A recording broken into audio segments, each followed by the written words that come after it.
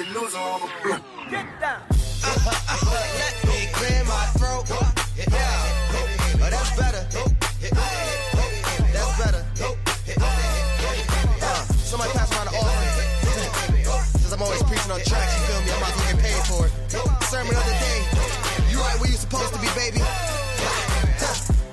Informant, that information forming.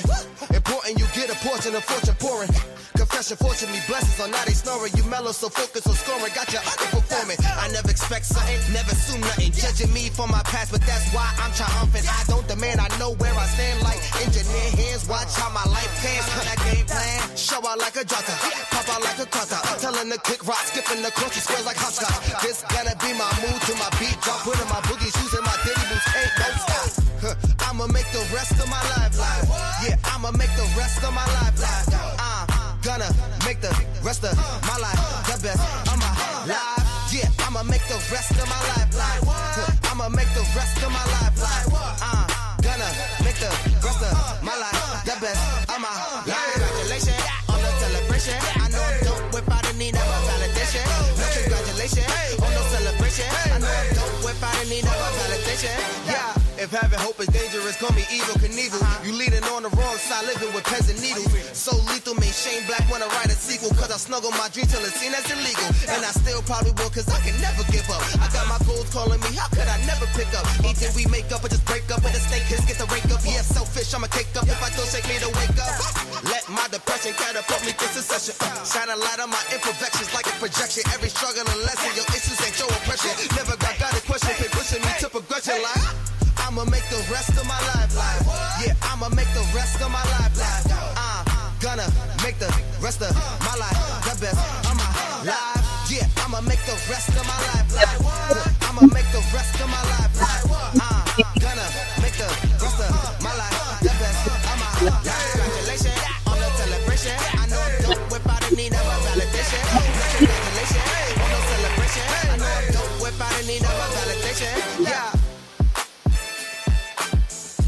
How y'all doing? How's everybody? Happy Thursday, y'all.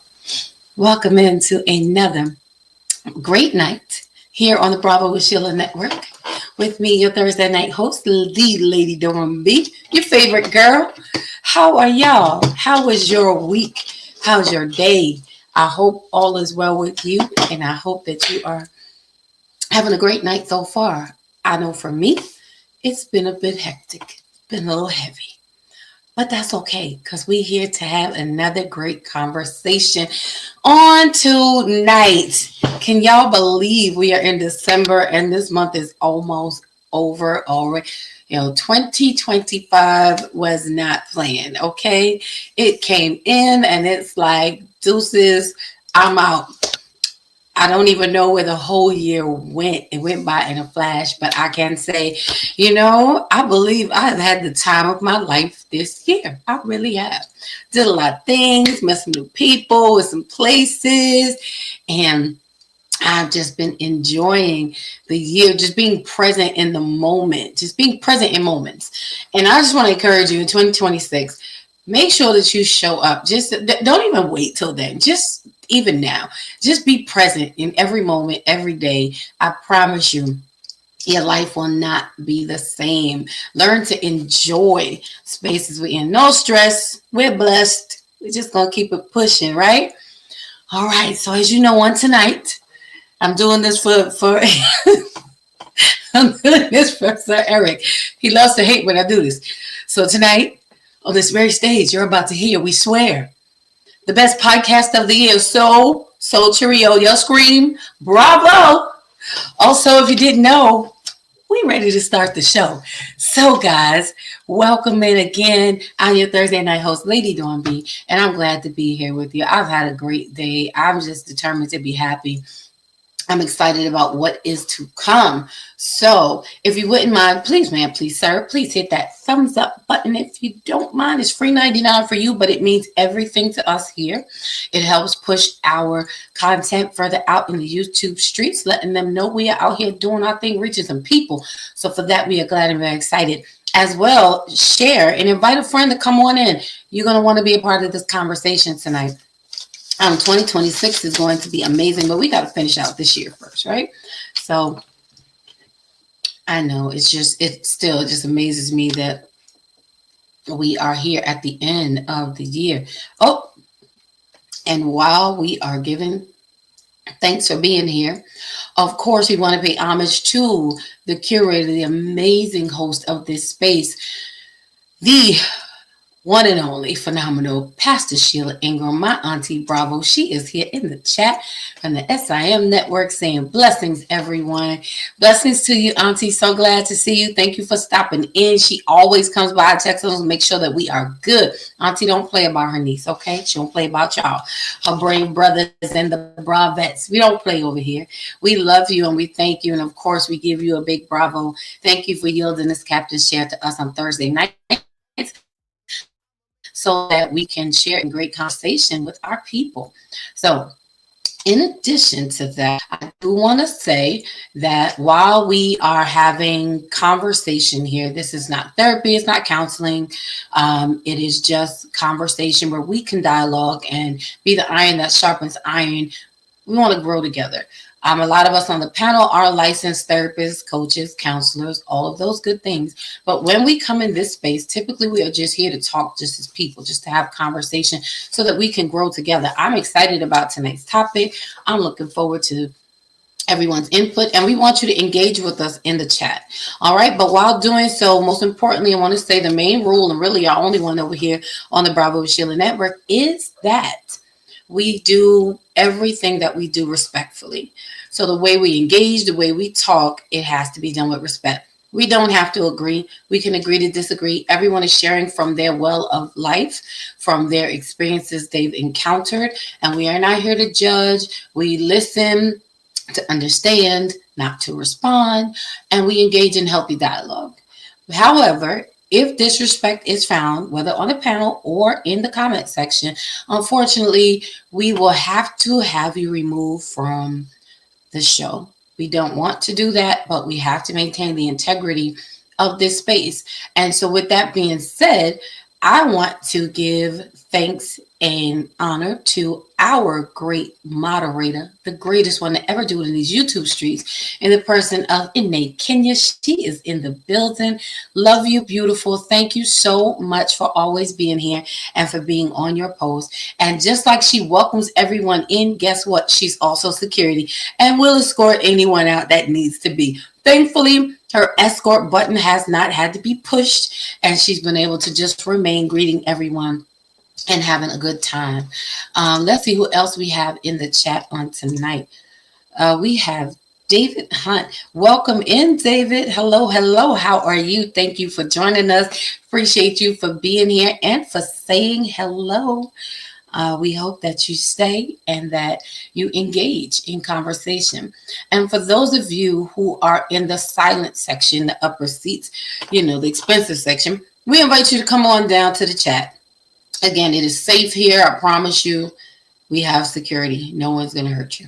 All right. But we do want you to come in and engage and share in this amazing conversation. Oh, and of course, my sis, the one and only Taryn Thomas, Pastor T, Elder T, all the T's. She is in the building on tonight. Thank you for popping in, sis. Listen, this is going to be good on tonight. I am excited. I'm looking forward to this conversation and sharing some information. So get those chat fingers ready to engage in the comments, y'all. And again, if you don't mind, please hit that thumbs up button. It means a lot to us here. Love you too, Auntie Bravo. I appreciate you so, so much. I'm glad to be here. So before we get into this conversation on tonight, I just want to share with y'all, as this year has gone on, one of the things that has really made me think, and I'm taking notice of, is that we have all of these relationship rooms, all these relationship conversations, these podcasts, all of these things. And it seems like everyone is looking for the same thing, but people are still single. So I'm like, well, what's happening? So if we all have this understanding of, the need for connection and the need for relationship, if we all have the same desires to show up as our best selves in someone's life and partner with them and, to be all the great things in the universe, why are we still single? Why is there still such a contention between men and women? Why can't we pull it together? And I know that there are many different things. There's sometimes trust issues and, geographical issues and just all type of issues having issues. But there are no issues when it comes to love and relationship that cannot be overcome as long as people are willing. You have to be willing to be honest about them, face it, and find a plan that works for you. Somebody has to matter to you enough that you're going to want to lock in somebody somewhere, right?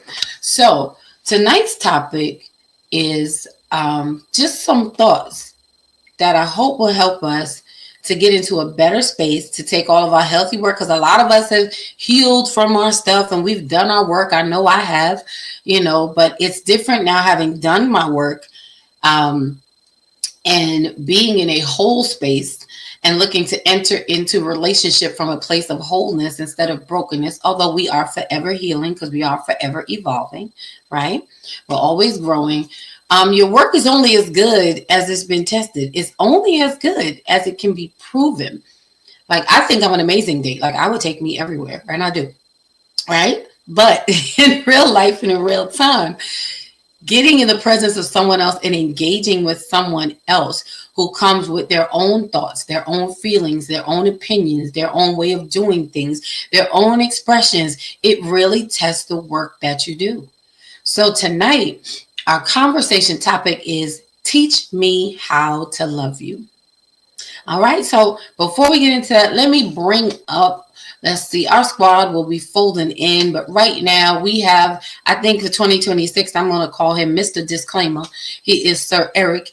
He is the reason why I always make this disclaimer. The thoughts, feelings, and opinions that are expressed by this panelist are not necessarily those agreed of with through the Bravo and Sheila Network. We love him. You know him.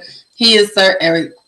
And pop him up. He always brings something to the table that makes us think, okay, he's always going to come with some type of, I don't know, analogy, analysis, something. He's bringing an analysis something. Welcome, N.E. How you doing? How's your day? I'm fine. How are you? I'm great. Great. How about you? Good evening out there, people. Hi, N.A. 2026, he's gonna work. He's gonna work to have a little more, bit more energy. We all know how Sir Eric is. If you don't know, you will find out. Moppy. Nope, we're not doing that. Where's your wife? I don't know. All right. Well, you know what? We're not even gonna go there. We're gonna keep moving. So, y'all, like I said, on tonight's topic is teach me how to love you. Because one of the things that I realize is that even if it's a new relationship or even if it's an older relationship, we all go in with our preconceived notions, our expectations, sometimes unspoken expectations. And, everyone is big on this love language, knowing your love language and what's your love language. And this, I'm not saying it's not important, but we focus so much on knowing our love language, but we neglect sometimes to understand how to execute the love language. Mine could be acts of service, but what do acts of service look like to you? I can't assume. Yours may be words of affirmation. What does that look like to you? And believe it or not, we do have to teach each other how to love each other.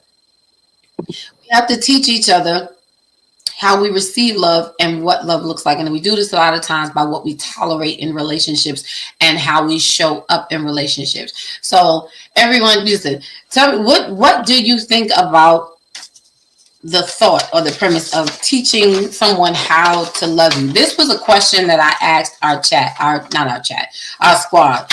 And the first question that I asked them was, where's my question? All right, wrong paper. This is why I don't work on paper, y'all. The first question I asked them is, this is your thoughts, your feelings, and your opinions. Are you supposed to teach someone how to love you? Are you supposed to? Are we supposed to be teaching each other how to love one another? How am I supposed to teach you how to love me? Y'all chime in chat. Yes, no. What do you think? What do you say, Eric? No, no, you shouldn't have to teach me how to love you. I'm supposed to learn how to love by listening to you and showing up for you. As I show up for you on a daily basis, I learn more about you. So the, the teaching is in showing up. Well, in order to learn, someone has to teach you. No, because you can learn just from watching. But isn't that a form of me teaching you? Because I'm going to show you how I am. I'm going to expose you to how I am, how I do things, how I move, like what is what I like, what I don't. And while you may pick up certain habits, but is that really you learning how to love me? Is that not is that or is it not a form of teaching It is. someone how to love you? It Because is. you said no. Okay, and all right. So since you and even in you saying no, what about unspoken expectations when it comes to teach me how to love you? Because I hear this often, or we've heard this often, and this sometimes comes across as men versus women, because it seems to be that we as women don't. I want to say we don't express as much maybe as men to some degree. Like we expect y'all to know, and the statement that comes back is, "I'm not a mind reader. I didn't know that you wanted that. How was I supposed to know?" By watching from the past. If you're with that person for a long if you're with that person for a long period of time, you should already know. Okay, but what about when you're not? You got to get to the long period of time. You got to get in the beginning stages. Aren't you? You're learning each other, right? That's true, and that's when you have the conversations. What's your likes and your dislikes? That's a question. That's a question a lot of people, especially men, don't ask women nowadays. Is what's your likes and dislikes? If a man doesn't ask what's your likes and dislikes, he's not really interested in you per se. He's just interested in the moment. Well, um, but sometimes that can come off like an interview, and I think sometimes, and I'm not saying that that's not a good question to ask, and there are questions to ask, but in dating in the beginning, I know for me, I don't want to go out. I don't want to go out and feel like I'm on a job interview or like, well, what do you like? Well, what's your favorite color? Well, where do you live? And all those things, although they are very important, there's a way to have that conversation, but that's still a form of me teaching you, or rather, let me say, is that still a form of me teaching you? Because before we can get to the long term, we got to get past the beginning, and we have to set that foundation. And even at the point it becomes a long-term relationship, or you've been in it for a while, we evolve and we change. You can be watching me, you can see me doing things, but you may not understand why I'm doing this. Right. I mean, I remember once a long time ago, and my mama's in the room. Oh, hold on. Hey, mommy. Good to see you. Thank you for coming in, mama. Pastor Rosa says, good evening. Have a great show. Thank you, ma'am. She can give a test. She can attest to this. And it's not just in male-female relationships, but it is in the relationships we have with all people. There was a point when my dad was into photography. And he was taking pictures all the time. I mean, really investing, like professional cameras and, the books, all of that stuff. And he was creating his own collage and things like that. So it was his hobby. And because I watched him do it, I was like, oh, this is what he's into. This is really what he likes. And I bought him this very expensive book by a famous photographer. It was one of they had a lot of Georgia O'Keeffe pictures in it, but it was very, very expensive. Big tabletop book, beautiful. Anyone who was into photography would have loved to have this book. I bought it for him for Christmas, and he was so confused by the present. And he was like, "Well, why would you buy me this?" And I was like, "Excuse me, sir." I was like, "Wait a minute, what do you?" Because you're into photography. Because you're like, he was like, "Yeah, but it's not anything that I really would have wanted."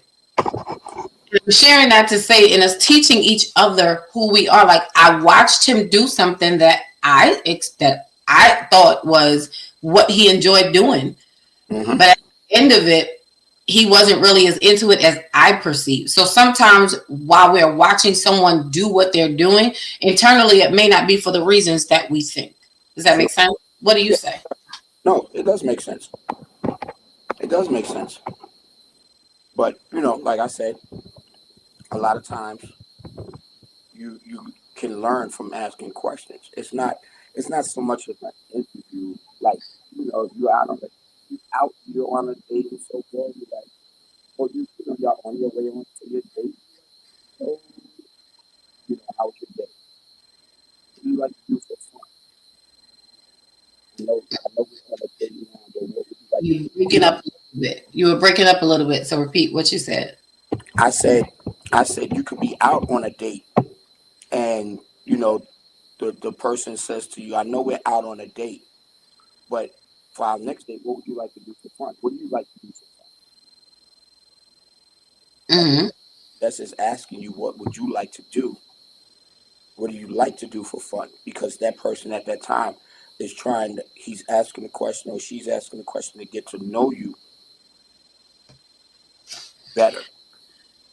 I don't want to take you bowling and you don't bowl because you get long nails. Oh, well, we all know I still bowl. Yeah, no, I'm not saying you, but I'm just saying, Oh, well, so if you don't ask, you won't find out. But a lot of guys, like I said, a lot of men don't want to get to know the woman in the traditional way, I should say. okay, okay. What do you say, chat? What do y'all think? Do you think that we're supposed to teach someone how to love us? Chime in if you don't mind. Um, One of the reasons why I think this conversation is so important, because going forward, we need to understand because dating has changed. God bless all the married folk. But even in being married, again, we're still evolving, we're still changing as we are learning. The way that I want to be loved today may not be the same way I want or even need to be loved 10 years from now. So I Hmm. have to show you some changes. You may interpret a change a certain way, but again, I think the reasoning behind it makes a big difference.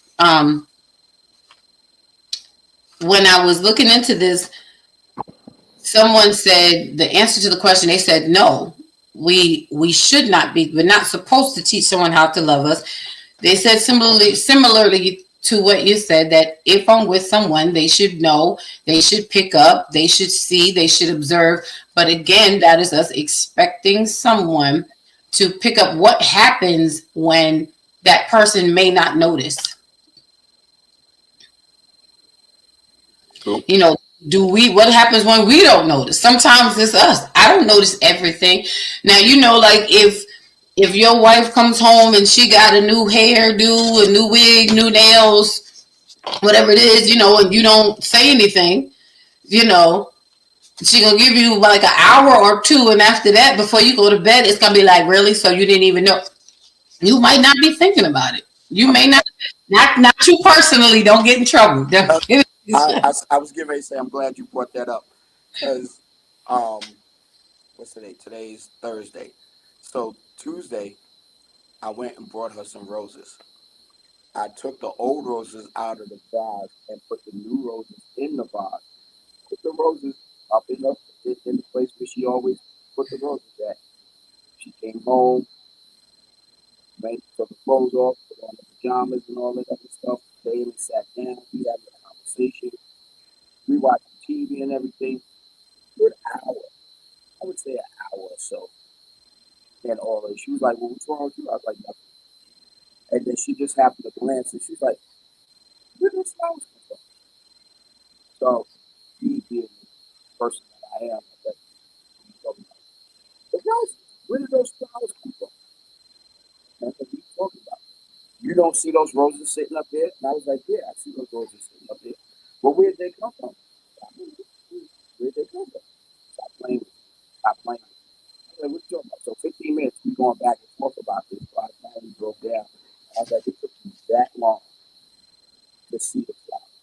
He's like, well, I don't normally look over that way. You look over that way all the time because you're looking for your phone all the time. And the first place that you look is up, like your phone flies. It's like, no, your phone doesn't fly. But, yeah, she didn't know the flowers. It was something that was just done. It was just a thank you. Nothing big, just a thank you. Yeah, and so again, you expected her to notice, but it's so easy to overlook certain things. So we could be doing something right in a person's face and they don't notice. It's very possible, and we've done it. Because we're going through the day-to-day and going through the motions and just going through life, but I think that we have to take time out now, at this big old age, and make sure that we are taking the time to reconnect with each other, to reinvest in each other, because something could have changed. And I think sometimes when a person's passions change, or a person's desires change, or what they're into, their hobbies change, and you may not even know because it's not something that you're into. So again, I have to teach you the new things about me because I'm still discovering some things about me. I may have never gone fishing before, and all of a sudden now I want to go fishing. Maybe become my new love. I have to be able to show you that and teach you that, so that you're not doing the same old things. It goes down to, as we often say, communication. Yep. The person said, with the question asked, are you supposed to teach someone how to love you? And their response was, don't beg anyone to love you. And I was like, well, wow. That's not begging. Exactly. I was like, I don't think you should beg anybody to love you. Like, nobody said that. Me begging you to love me. Please love me. No. It's crazy. But sometimes people can perceive that of me trying to teach you who I am and teach you how I am, teach you how I move and how I flow, teach you the things I like and that I don't like, is you begging someone to love you and to pay attention. And I don't agree with that statement. I think that that's very different. A person begging someone else to love them is more or less, I feel like it's when you are throwing yourself at someone. Mm-hmm. Like, I have to jump in your way in order for you to see me. Hi, I'm here. Hey, to get you to notice me. Right. But me teaching you that this is how I receive love. This is what that looks like for me. Because again, when it comes to these love languages, we can know them. But I think a very important question to ask is, how does that look for you? As much as I know my son, I still have to ask him sometimes when we talk, okay, I didn't know that you don't like that anymore. What do you like now? And he'll tell me, and I'm like, okay, well, how do you like it? Right. Is there anything wrong with those questions? Not wrong with those questions at all. Okay.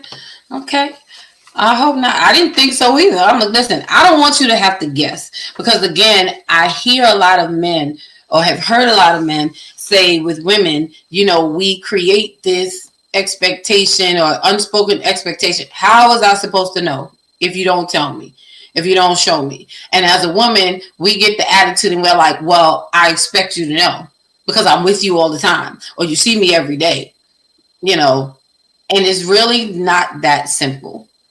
We have to be more cognizant in asking people, how is it you need me to show? I know you need me to show up for you, but how do you need me to show up?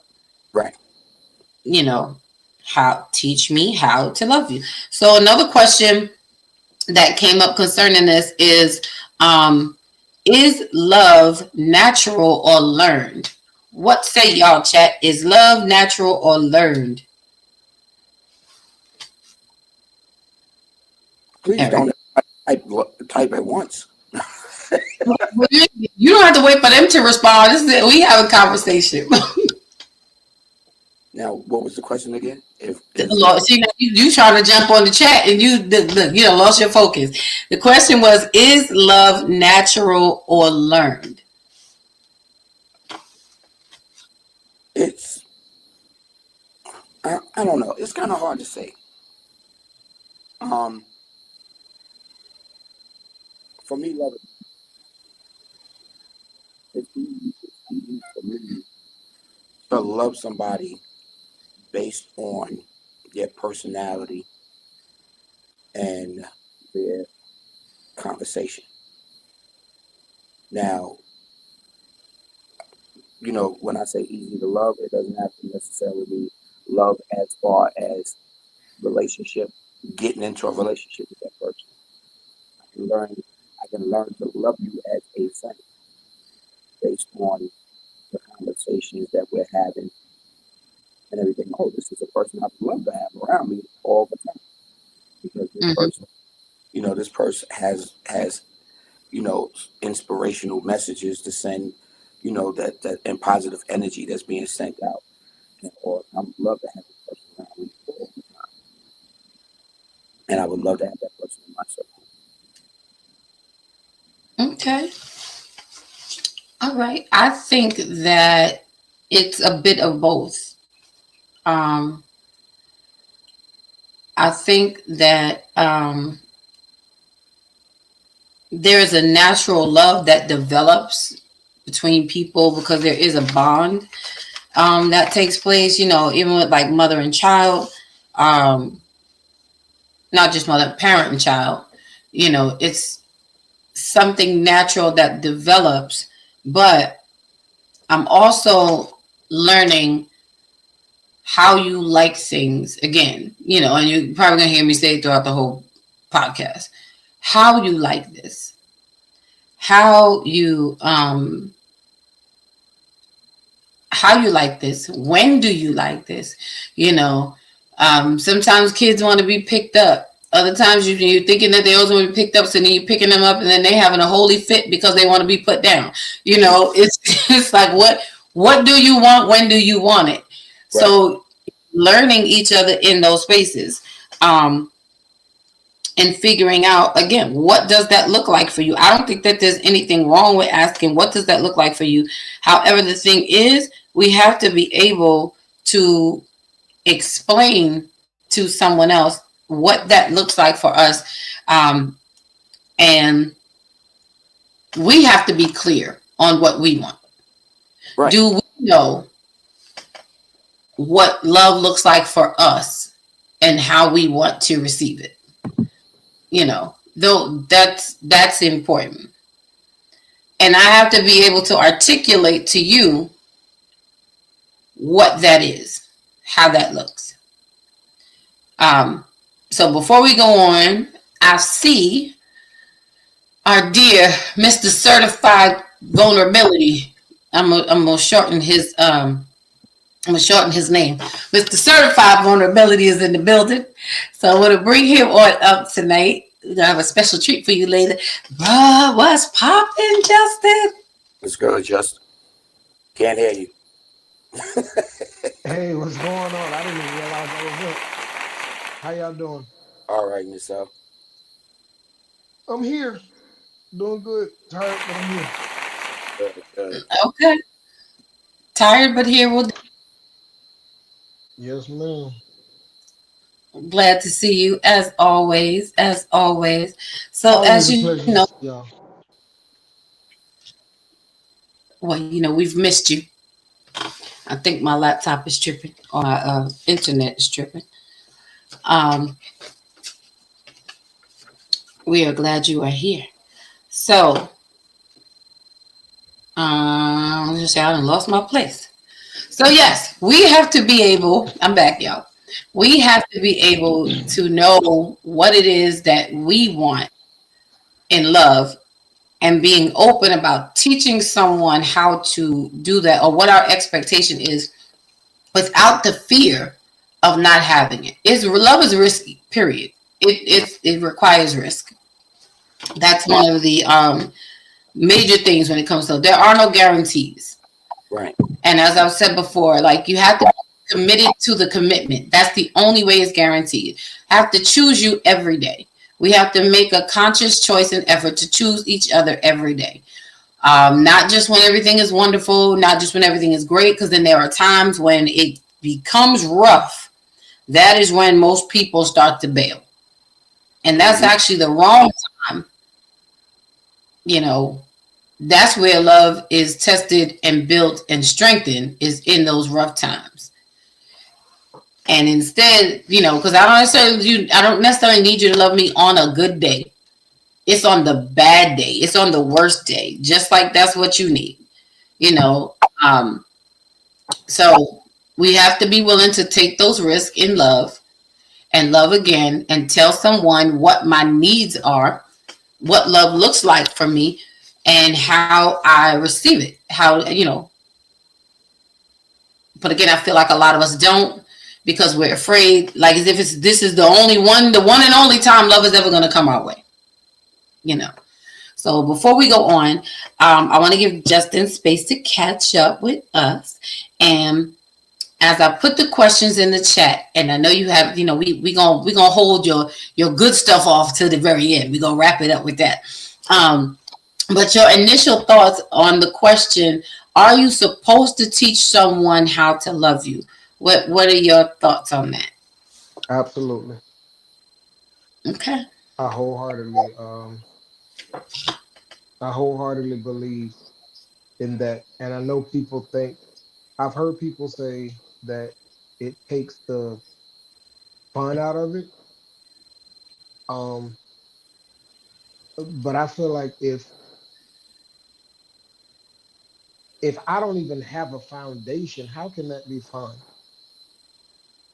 So Mm. yeah, I wholeheartedly believe that you have to be open and willing to teach somebody uh,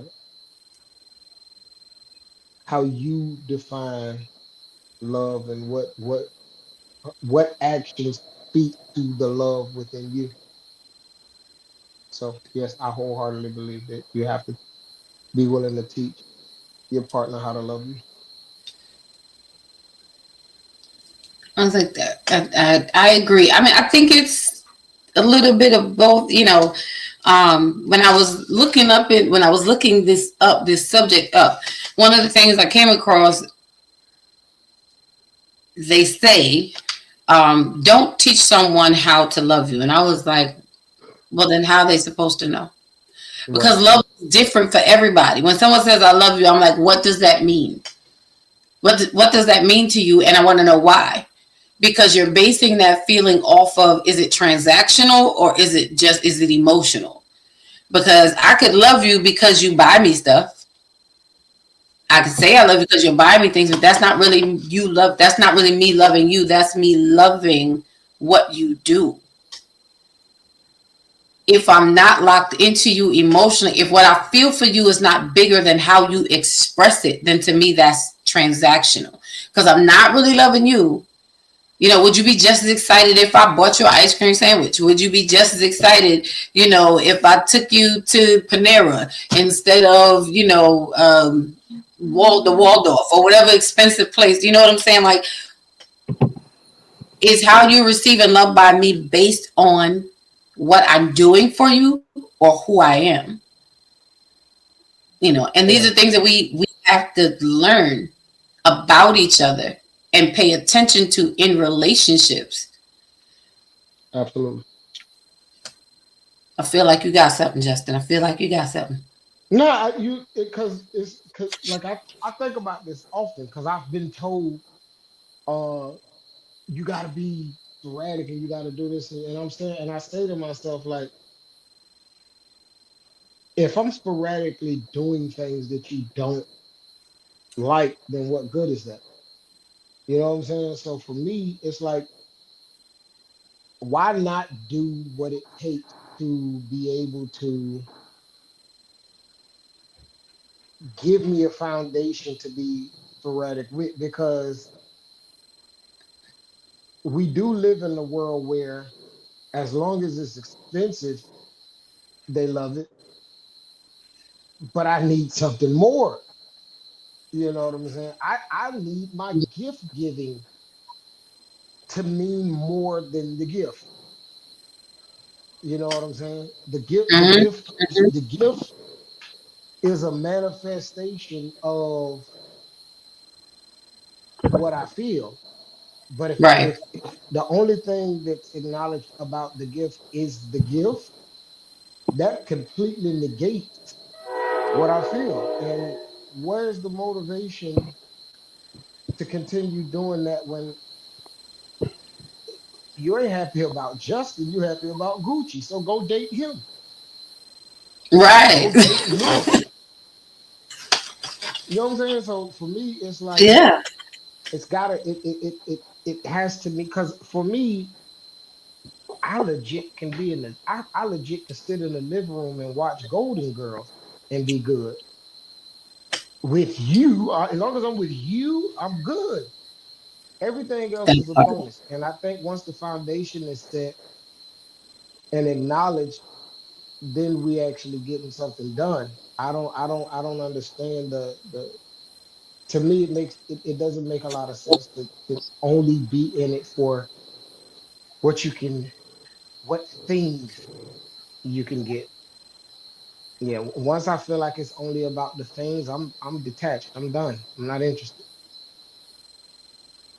Yeah, because I agree. I'm the same. Because again, I just feel like you don't want me. You want what I do for you.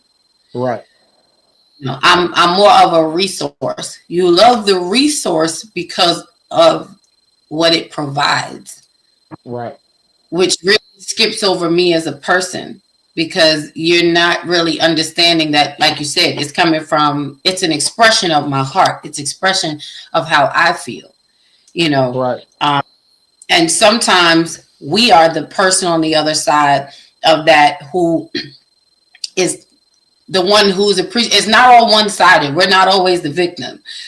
right, Sometimes we're the ones who are, you know, when you start thinking about the people in your life and how you mesh and how you connect, what really connects you? You know, is it because I really want to be that shoulder that you want to lean on, you know, when your world is falling apart, all hell is breaking loose? You know, do I really want to be the one who wipes the tears from your eyes before they have a chance to even, you know, roll down your cheek? right, Or am I here, or am I with you or here because I enjoy your company when it's time to go shopping? I enjoy your company when it's time to go to a movie. I enjoy your company, you know, because you're a good hangout partner because you split the bill. Those kind of things, you know. Is it because of the people that you're connected with? We go a lot of nice places. Again, when we understand what we are in this for, it enables us to make better choices no matter what side that you're on, and then teach a person how to love you. I don't know where this comes from, and this is just my transparent truth moment. Um, I've had men assume because of the way I carry myself, because of the way that I dress. Yeah, I like nice things. I'm always gonna have something shiny on. It's just what it is.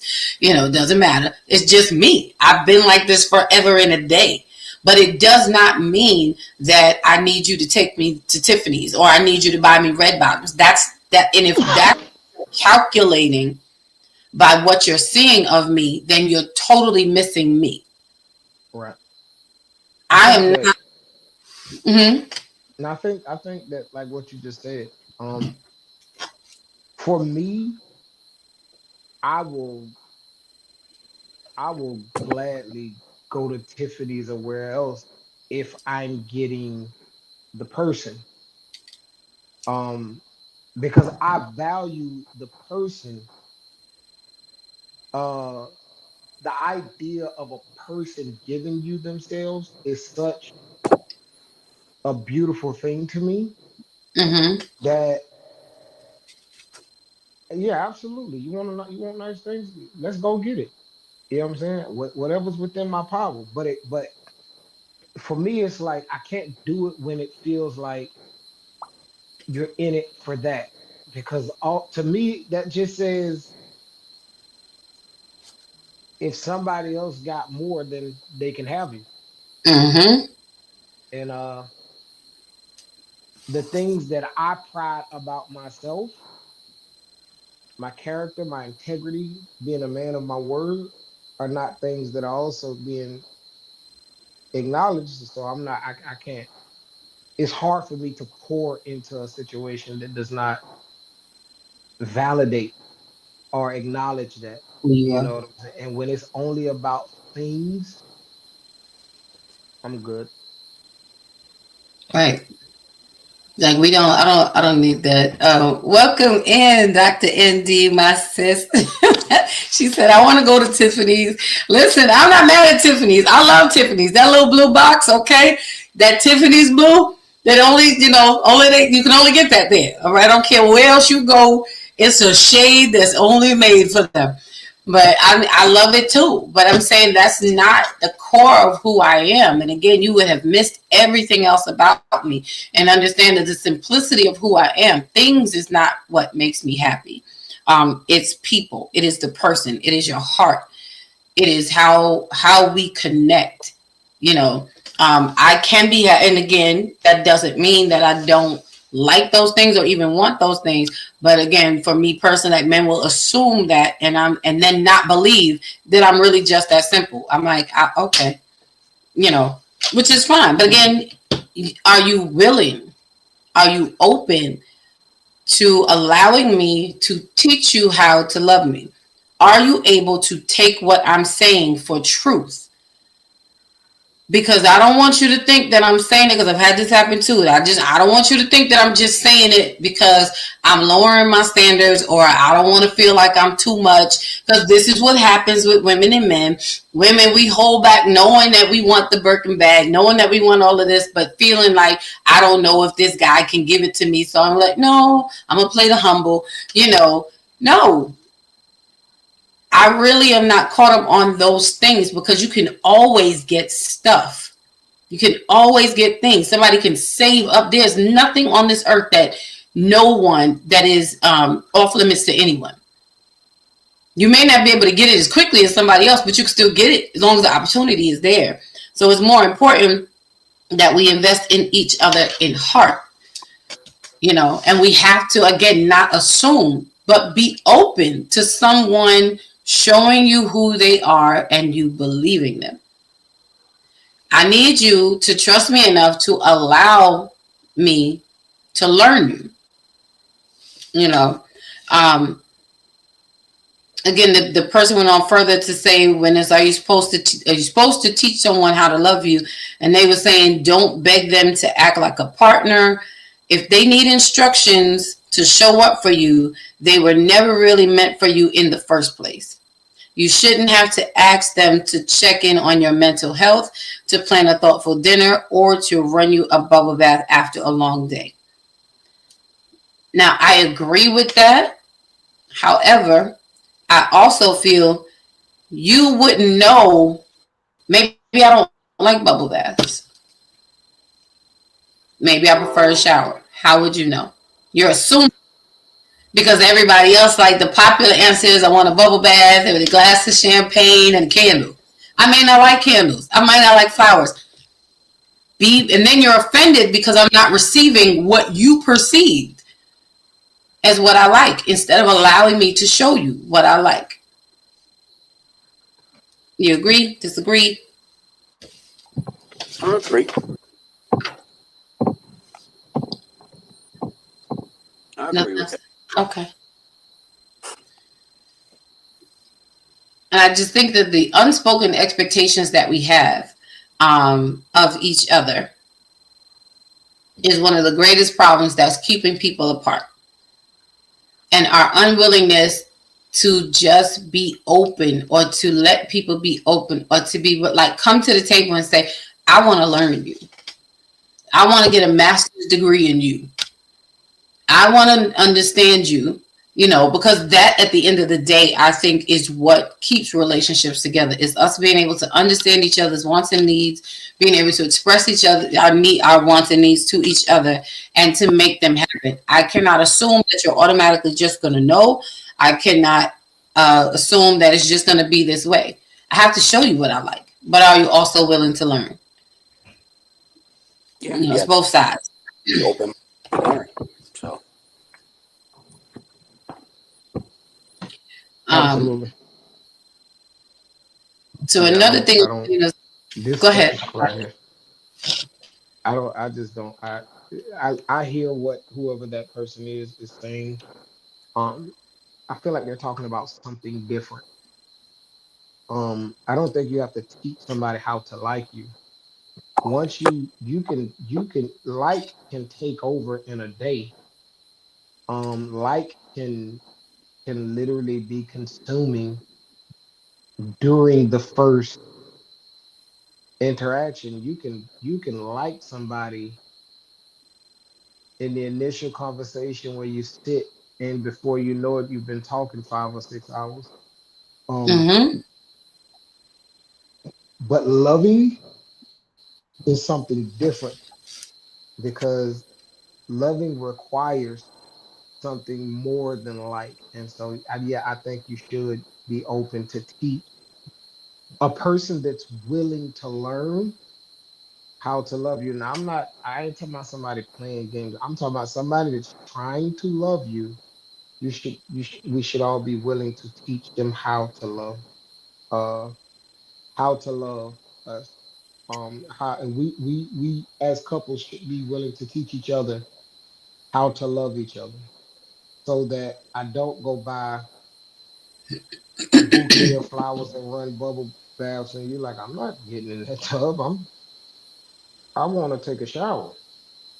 You know what I'm saying? So now I've poured my heart out, and what I did is not. It can be appreciated, but not necessarily valued, and that's a blow. And it's like, yeah, I ain't doing nothing else now because what I just poured my heart out doing didn't work. But if we was teaching each other, we would know. Okay, so she like a shower. I'm sure it's a romantic way to do a shower. So let's figure that out rather than doing something that's not going to get anywhere. And you know what I'm saying? Like everybody want to watch these social media videos of what somebody else did for somebody else. And unfortunately, person you're dealing with is not that person. You know what I'm saying? I would venture to say it's a possibility that even the person that it was done for didn't like it, but it looked good going on social media, so they went with it. Like I'm just not a fan of that kind of lunacy. So yeah, that's just my thoughts on that. Right. You have to be able to, I agree with that. You cannot assume. It might be a good idea, but it's not necessarily a great idea. And you want to get to the great idea because you want to make sure that you understand what this person's like. Love is not one size fits all. It's not for every and anybody. It's not for every, it's not what this one likes is necessarily the end all be all. We have to pause and ask the question, and then we save ourselves from being disappointed in the end or frustrated, because then you feel like, well, shoot, I was trying to do this for you and you don't even appreciate what I did. When a conversation instead of assumption would have gotten the job done. Hold on, guys. We want to pull in and welcome up our sis. Dr. ND is in the building. Welcome in, sis. How are you? You're on mute, mama. Are you frozen? no, I see her moving. Okay, you're still on mute. Hi, family. There you How go. are you? Can you hear me? Yes. How are you? I'm well. I was laying here and I was like, oh, tonight is the night. So I was like, let me go in and support my family. I've been missing in action. How are you all doing? We good. We're good. You You sound know, like a stuffed chimney. I see you, Justin. How are you, Sir Eric? I myself. I'm listening to. I want to go to Tiffany's. You taking me to Tiffany's, Justin? Let's go. I'm about due for some new bracelet. I mean, I got two bracelets, a necklace, and some earrings. So It's almost income tax season. Mhm. hallelujah! I'm excited. Ah, yeah, my boss. So I felt that in my shine. it just matters that you get there. You know, That but don't take much to get me excited. My God, don't scare me with a good time. all right, don't threaten me. I'm 'Cause I, saying, let's get it. I try not to laugh. I'm Vincent Colby. No, I was just listening. So I don't know you how want to you share can hear anything me. before we move to the next point? Yeah, no, go ahead and move on, and I'll catch up. You know me. Okay. Yes, ma'am. I do. I do. Well, I'm glad you're here. We glad you're here. We ain't seen you in a minute. Um, but again, I think it's important. We cannot pre-assume how a person should be loved or how they want to be. We have to be open and willing to teach and be teachable. I want to be so vulnerable and so open that I can be able to sit at the table and say, without you being upset or offended, like, this is who I am, this is what I like, this is what I do. Tell me how I can love you right. Tell me how I can love you better. But I think that it takes for us to be humble and not, again, have a preset expectation, because everybody does not love the same way. When we talk about love, it's like, well, what does that mean to you? What does that look like to you? Can you describe or explain to someone if they ask you? You know, we quick to say I love you, and I'm like, okay, when you say you love, what does that mean?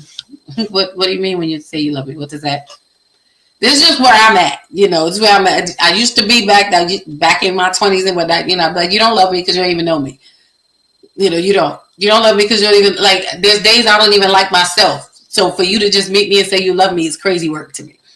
You know, I had to learn how to love me.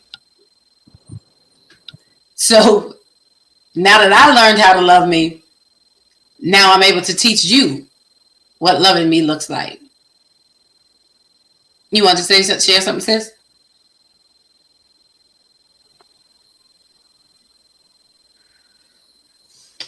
I can't see if you talk. If you talk, you I'm on not. mute now. I'm not sitting at my desk, so I'm fumbling with my laptop.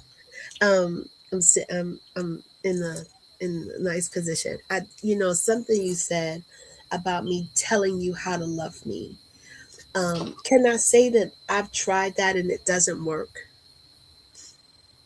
I've tried trying to tell someone how to love me.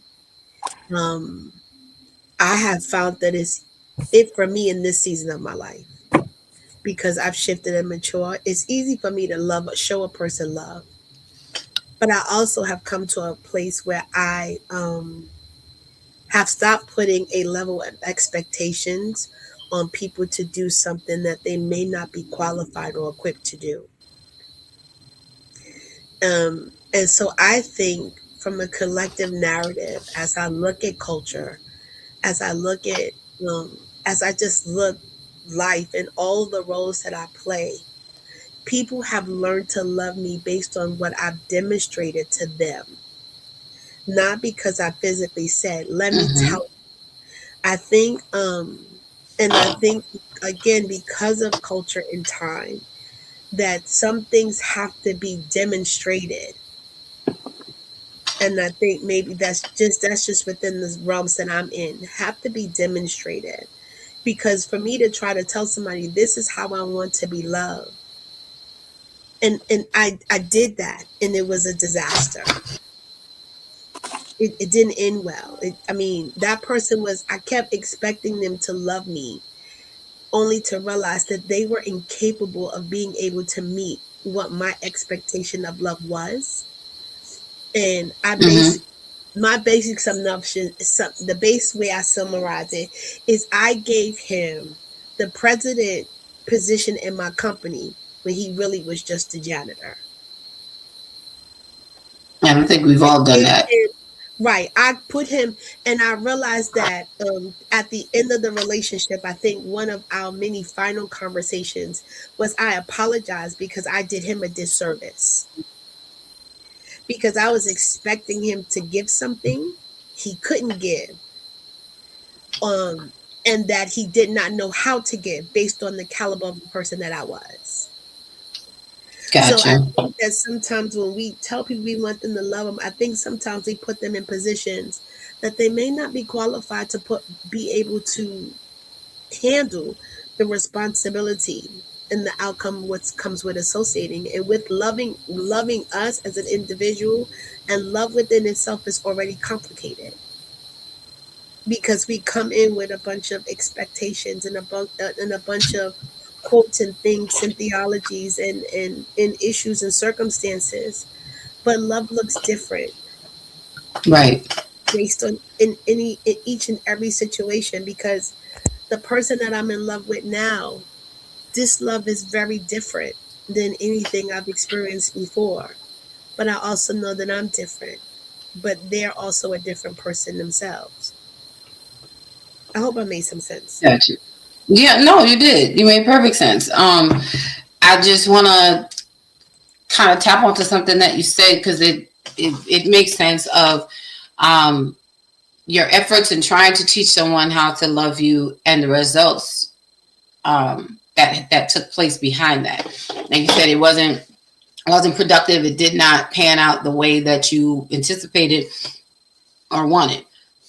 And so to me in that space, I feel like this, and this is, just general for us, because I think we've all been, I know I've been in that situation, but I think it's more important that me telling you or me teaching you how to love me versus what the results are two different things. On one hand, I want to say it kind of like this. I'm not so much concerned up front about what the results are. I'm not responsible for them. What I am responsible for is coming to the table and being honest about what love looks like for me, how I receive it, and how I express it. Now what I do with it after that, is very different. I think. So while I'm not, and this is where we kind of in the beginning, we're talking about, when we are loving one another or being in love or getting into a love relationship, it's risk. We run that risk. But I can't make the hurdles easy for you to achieve just to have you here. I got to be honest about this is what it takes to love me. Some of us the things that we do, our lives are so heavily plated that we're busy. And if I'm a person who I need your space, I need your time, I need your presence, but you don't have that to give it to me, I can't not share that just to accommodate you, because in the end, the results are not going to be favorable. We're still going to end up frustrated. But I love the fact, I loved what you said about that, because it just made me think about, again, your willingness to be transparent about what your love needs are and me teaching you how to love me versus what the results are very different. I'm not necessarily responsible, I think, to an extent, for the results thereof. You may pass, you may not, but I'm responsible to tell you, what my love looks like, or me being loved looks like, and vice versa. I can't fulfill an expectation you never told me you had, and I feel like that happens with us quite a bit. Before we go on, I want to welcome in the Bravo sweetheart. We missed her last week. She is back here today. You know her, you love her, the phenomenal Coach Theo's in the building. Hey sis, how are you? Hey, how are you? Good. I'm better. Last week was I'm glad. We're glad. So before we go on, we're talking about this, to teach me how to love you. So one of the questions that I asked, just to catch you up real quick before we get into these points, because we got something special happening tonight. We have a great share that is going to take place when we do wrap up the show. So one of the questions that I asked, that I was asking everyone, we were talking about the importance of teaching me how to love you. I want to come in and I want to become a student of you. I want to have a master's in loving you. What does, what that looks like? What does you being loved look like? How do you need me to show up for you? You can tell me how you need me to show up for you. And if I don't have that capacity, that's a different story. But I need you to tell me so that I can be honest about whether it's something that you can teach me how to do, whether it's something that I can grow into doing. We all do things that are outside of our comfort zone from time to time. That's how we stretch. That's how we grow. But there is an instinctive part of loving you, which really to me comes down to consideration. When I think about loving someone in a relationship, I think of all the things that I need, and I consider my man needs the same. You need connection. You need engagement. You need concern. I want you to check on me. I want to hear your voice in the morning. I want your voice to be the first one I hear in the morning and the last one I hear at night. I want to text you in the middle of the day. I want to be able to go out and hold your hand, even if it's not every day, even if it's twice a week, whatever that schedule is we can work that out later. But it's about what the need is, how I need you to show up. How do you need me to show up? What can I give to you that fills your love bucket? So one of the questions that I asked earlier and I put in the chat, in our group chat, is, are you supposed to teach someone how to love you? What say you, Coach Theo? Wow. I think for me, first of all, is ensuring that I am loving myself, right? That I have actually taken some time to figure out what that means, right? First of all, I don't know if you can teach someone how to love you. I think you can teach people how to treat you by, being clear on what you will accept and not accept, right? By setting healthy boundaries, I think. But I think I need to ponder that a little. But for me, the first part would be just being clear on if I'm loving myself the way I desire to be loved, right? And I think also it's a reciprocal situation, right? And so for me, actions speak louder than words. Mm-hmm. So there has to be a demonstration, taking the time to really get to know me, right? To know my likes and my dislikes, and but I think it's a process. I don't think it happens overnight. I think it's a process. I think it's two people spending quality time together, getting to know one another, likes, dislikes, needs, etc. And respect for me is like at the front of everything, right? Respect is at the front of everything. Respect is key. That's the first thing. I mean, I think sometimes we shortchange ourselves and don't give each other the opportunity to open up, to learn. We get frustrated on both ends. It's the frustration of, I just want it to be this way. If we're being honest, it's like, I don't want you to do, I want you to accept love the way that I'm showing you. This is it, because now this means that I got to do something that's unlike me to do, but I don't want to do that. I don't want to run you a shower. We just discussed it before. I wanted to run you a bath. I put the bath, the rose petals on the floor. I went and got the candle, put the candle in there. You don't even like candles. How did I know you don't like candles? Because when I looked at the magazine, And when I saw what the other guy did for his girl, he set it all up. He had the roses from the front door to the bedroom. You know, he had it to the bathroom. He had a whole robe for her. You may not even want that. Maybe I just want to come home, hit the shower, throw on my leggings, and cuddle. Maybe that's what I want to do.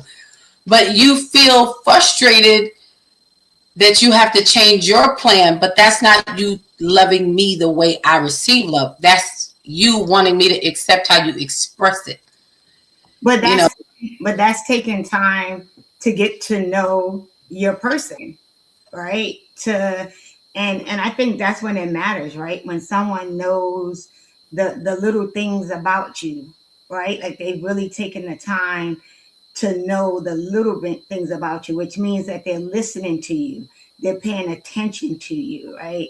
They know your likes and your dislikes, right? But that comes from someone really taking the time to pay attention to just the little things, right? mm-hmm, That you might think they're not even noticing, and then they do something and you're like, oh wow, I didn't even think you noticed that I like this or I don't like that, right? But I mean, I think that's a process though. I mean, people, it's taking time to know that, you know, what I might like, right, in a relationship, you may not like in a relationship. What I mm-hmm, think is something that's going to make me head over heels might not be the same for you. You might just need for me to leave you alone for 10 or 15 minutes when you first walk through the door, right? And not be upset because you need that little bit of alone time when you come home and you're trying to decompress from the day, right? It's knowing those little things about your partner and not getting upset or offended if sometimes they need a little bit of me time. mm-hmm. And that's a part of learning how you teaching me how you receive love. I believe that that's a part of it. All these things are ways that we learn, but we got to be open to it. And again, are we really open? Because we're talking about when I first started. Oh wait, hold on. Let me. Hey, Landon, welcome in. Good to see you. And Landon says, love this one. I'm glad you love this one, Landon, because now you just taught us how to love you. You love these kind of topics. See, that's one way. When we first started, we were talking about being open to learning someone without our preset. I want to say, you know, how I perceive you to be. I have to leave you space to be you. Mm-hmm.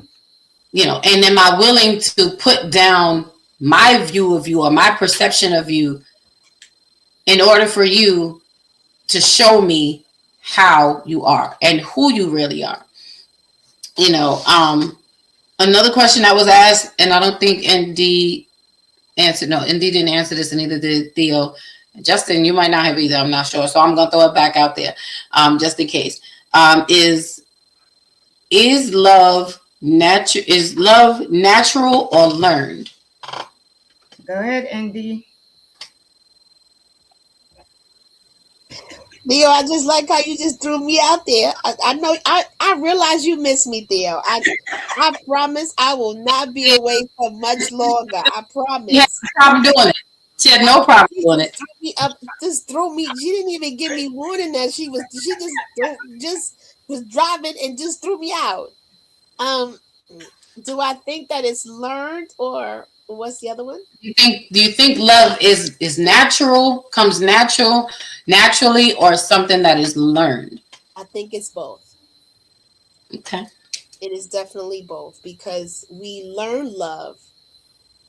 We're supposed to learn love as children, and the love that we get as children and as young adults is different than when we become adults and we encounter relationships outside of those of our family. I'm talking about from a healthy standpoint. I'm talking about from a healthy standpoint. Let me make sure I'm clear. Because that is not the paradigm for the world that we live in today. But love is something that you're supposedly born into. You know, your parents, they love you, siblings, whatever the case may be. But as you grow, you encounter love, You encounter the victories of love, and you also encounter the defeats of love, which then alters what your perception and what your thoughts about love is supposed to be. And somewhere along the line, you have to make some choices as to how you are going to show up for yourself first, so you can be more present for others second.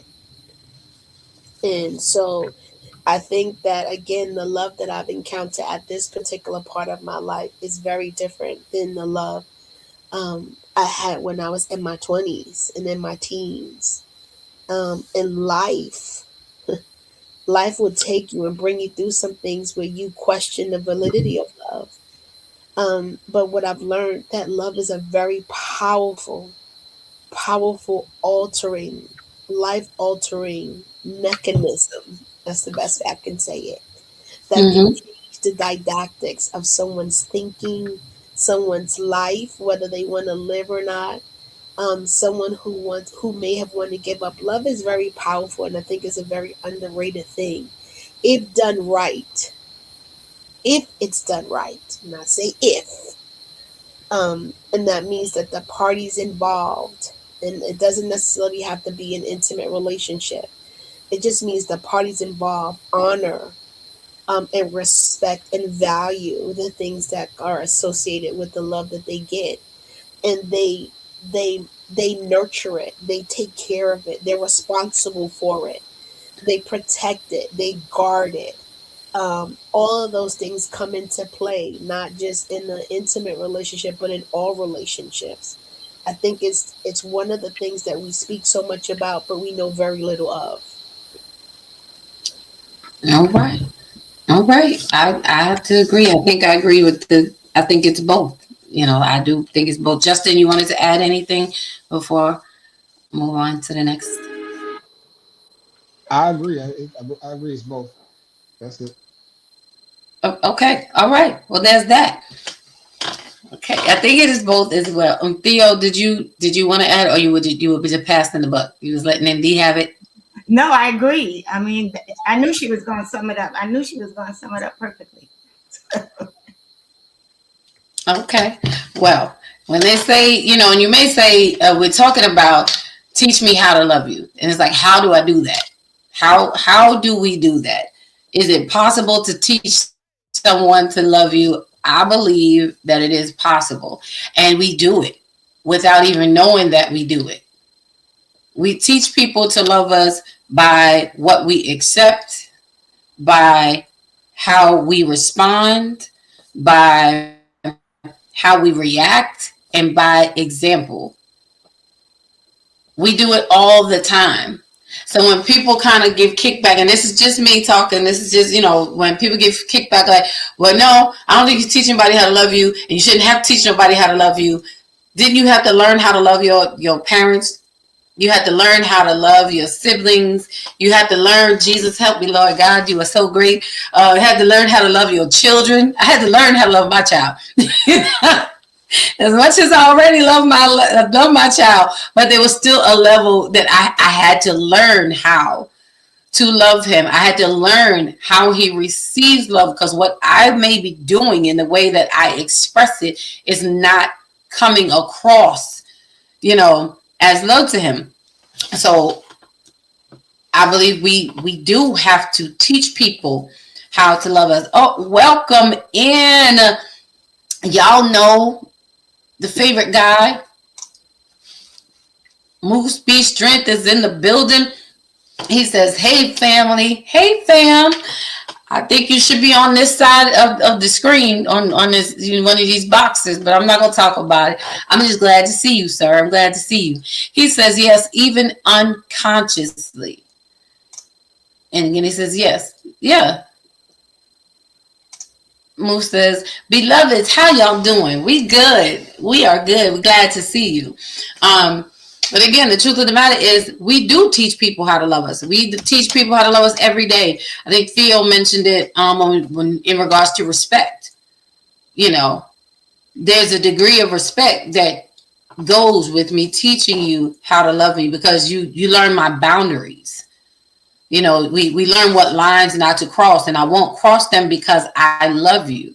because there is a reverence that I have for you. Oh, look who it is, y'all. It is Vaughn, the Invisible Man, Eric, aka the Black Power Ranger. The people just coming in on tonight. Good to see Go, y'all. go, Please hit Power Ranger.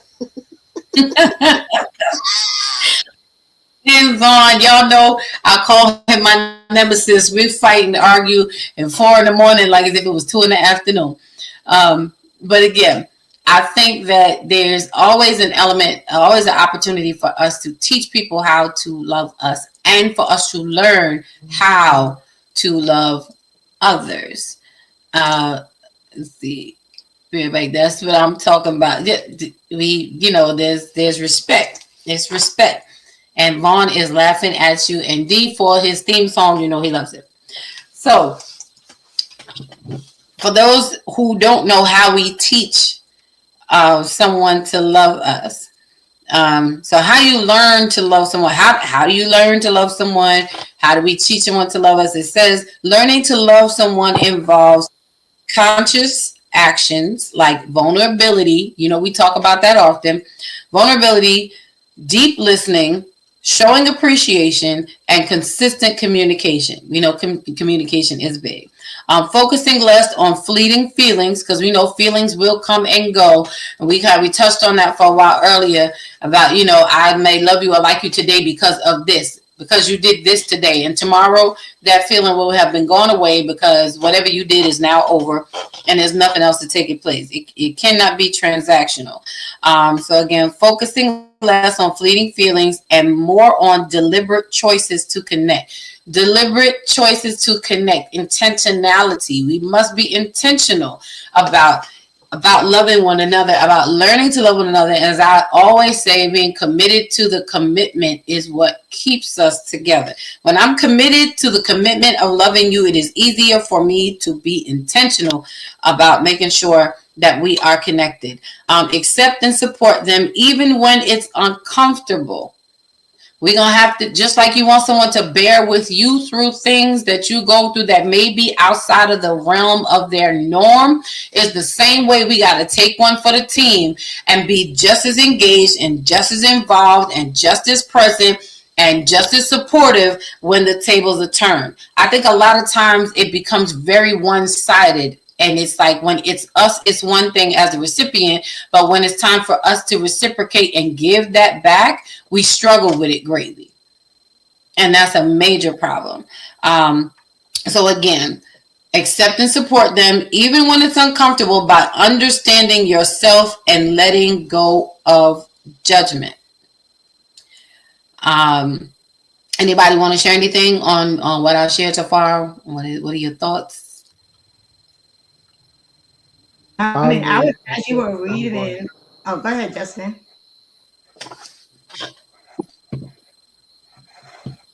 Go ahead. I was gonna say I agree. I think you have to. I don't think you can. You have to be open to it. You can't go into it fully armored and thinking you're gonna get anything done. And so I think as long as you're open to the love and bringing your authentic self intentionally, that itself is teaching the person how to love you. You know what I'm saying? We teach people how to navigate our triggers and how to try to how to keep Mm, from making go off and all of that kind of stuff. But you know what I'm saying? Like we so terrified of being hurt that we sometimes I think we lose out on the opportunity to not being hurt because we pour more energy into being hurt and turn around and manifest it. And I think that you think we have to be intentional about, I'm not saying be naive, I'm saying just be intentional about being you. And if this person who's already their brain chemistry has already told them something about you and they're already biologically attracted to the idea of you, then giving them you and allowing them to fall in love with that and to grow in love with that, I think that's how you teach somebody how to love. Be open to the idea of it. And then you also, a part of the lesson is reciprocation. Um, and so I think to me that's how you teach somebody um how to love you. And within that, uh a person that a person that's there, they love you, they're gonna try to treat you right. They're gonna be very intentional about treating you right. Treating I've seen people get annoyed with a person trying to treat them right. I've seen people get mad because rather than arguing, end up saying things you can't take back. You know, Hmm. let's work on it. Let's do something healthy for a change. But we so toxic nowadays that we'd rather argue when we can just, hey, let's have a conversation. Let's try to fix this. Let's try to eliminate this thing that is coming between us. So yeah, that's my thoughts. Okay. What are you gonna add, Theo?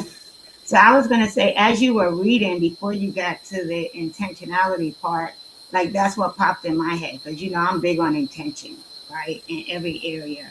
So I definitely feel like it is, and it has to be intentional. But the other thing I was thinking about is how, as much as I love my brother Justin, right, like this week I was actually thinking, you know what, this guy got me thinking too much about this topic because of the poems he be dropping in my in basket, right? so, so I think I have been pondering all week, like this love thing, right? Like, what does it mean? You know, so yeah, but I think intention is key for me, just in general, right? I try to live my life with intentionality, so I definitely think that it's important in in that relationship, in that intimacy space, right? But yeah, but lately it's been like, oh my god, like this dude got me just really pondering it.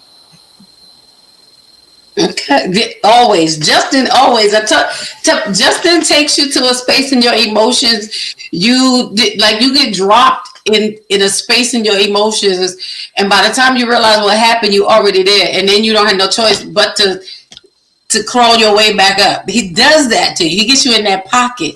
I'm like, dang, he's making me. Now I need a therapy session. I'm gonna have to counsel myself now. I'm like, who Jesus? I'm still struggling through some of the questions in the book. If I showed you what your book looks like, it's crazy. Hey, Shishi, y'all say hi to my niece. That's my baby girl, my baby niece. Hi, Mama, love you. Thank you for tuning in, my beautiful baby. I don't have no girls, but that's my child. Um, no, intentionality is so key. Um, and it's what we are intentional about. Like, and it can't just be one side. Like, why do we want people? Okay, because it's after 8:30, or well, it's 8:29. We there. So when I thought about this, I'm just like, why is it so hard for us to give people what we want from them? Like, why is that such a struggle? And we act like we don't know how to show up for people, how to be present in people's lives, how we serve one another, when it is very simple. It is the simplest thing as you want attention, affection, and assurance. What makes you think your partner does not want or need the same? If you go ahead, sis. So, I'm gonna say that because that may not be necessarily what they want. They may not want that, and their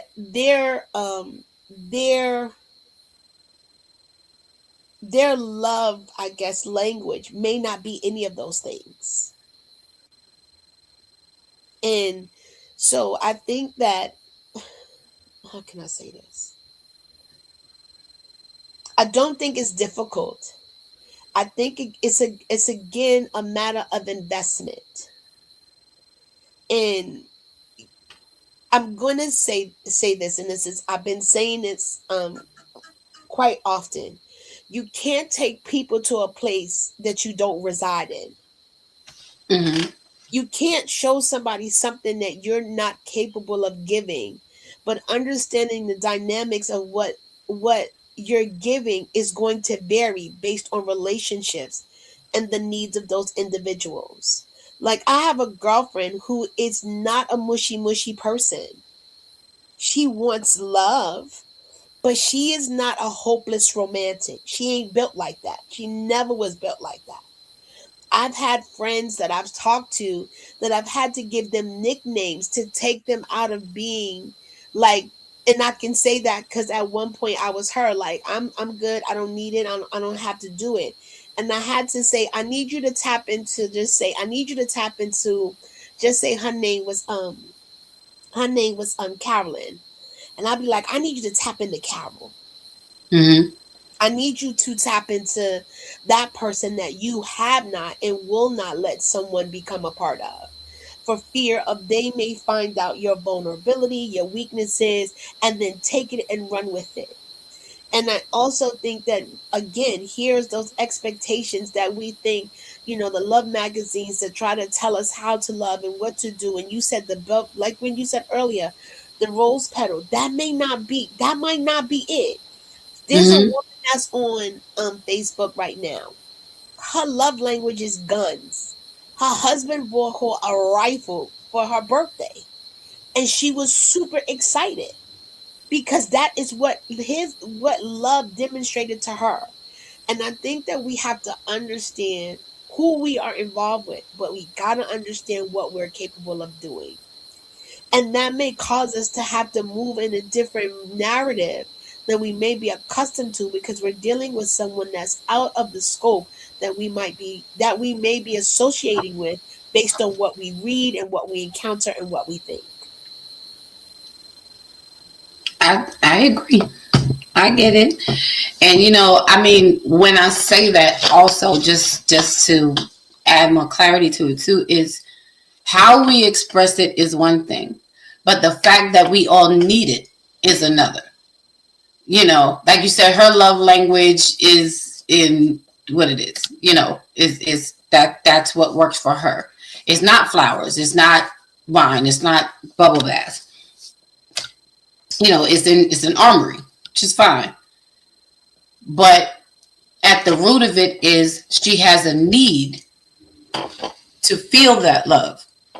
You Right. know, and, You're right. And and so then, I'll say this and then I won't say anything else. And so and I'm using her, but there are other people whose love languages consist of somebody just being more present or somebody just showing a level of consistency. That's love to them. Like the mhm, person is always more present when they're there. That person is always on the phone.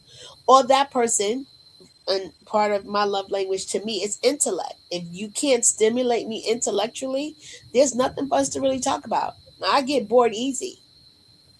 And so a love language for me, if you can stimulate my intellect and make me think, to make me want to, let me go do some research, let me go do this. I mean, that's a for me, I'm a rock with you. And it doesn't necessarily mean again an intimate relationship. It's just that that person has brought something that I love. And so I think that we just have to know what that might look like. Not saying that the person who I'm intellectually attracted to doesn't wind up being that person. I happen to be lucky, but I'm just saying that we just got to find out what that love is, what that love looks like. And it might be beyond the bubble baths and the flowers and the stuff. It could just be like, let's go to a book. I don't know. It could vary. And I think that people need to understand that love varies. What love looks like varies from individual and what people need. Because some people will never be able to encounter love because they don't know what that looks like.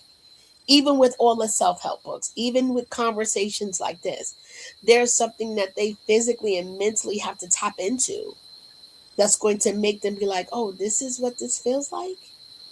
Because Hmm. ultimately it's about being vulnerable. Yeah, no, and I agree. I agree, and I get it. Um, and again, it gets back to knowing you, and that's the whole thing. When you know you, you're able to teach someone else who you are and what that looks like for you.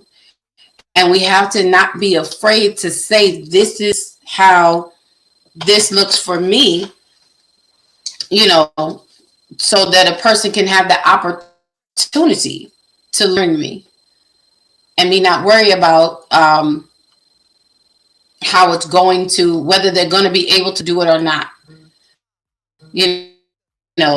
Every, you go to the store, every loaf of bread wants to be bought, but the truth is everybody's not coming off the shelf today, because you don't have what I need, or you can't give me what I need, and it's a matter. But if I'm not honest about who I am, what I want, and what I'm willing to give, then I've already set us up for failure, because it's a false start, I think. But we definitely can teach. These things are how we teach each other, teach us how to love one another. Teach someone how to love you, but be willing to learn how someone needs to be loved. We're all looking for the same thing. It talks about key practices, to cultivating love. And I think we kind of touched on these already too, which is communicate openly and listen deeply. Be vulnerable, show appreciation, practice forgiveness, actively choose love. Again, choose every day. I get up choosing to love you. Understand yourself first. I think and Dee and Theo both said that about understanding who you are. I can't expect you to love me and I don't even love me. I can't expect you to understand me and I don't understand me. And when I understand me and I love me, then I can tell you what that looks like for me. A lot of us, like I think Andy was just saying, like, don't know. We got to know. And then you wonder, you're putting it on the other person to make them responsible for showing you. And it's, no, you need to know. And I think that's how we avoid settling for things that really don't serve us and setting other people up. Miss Lee Mom says, however love varies, it has to be real and not a part of what we imagine. It has to be real. Right. You don't have to love me to full capacity. And we grow in love. Do we not? We grow in love. We're supposed to. Love has the capacity to extend itself to whatever our needs are. But we have to be willing to grow in it.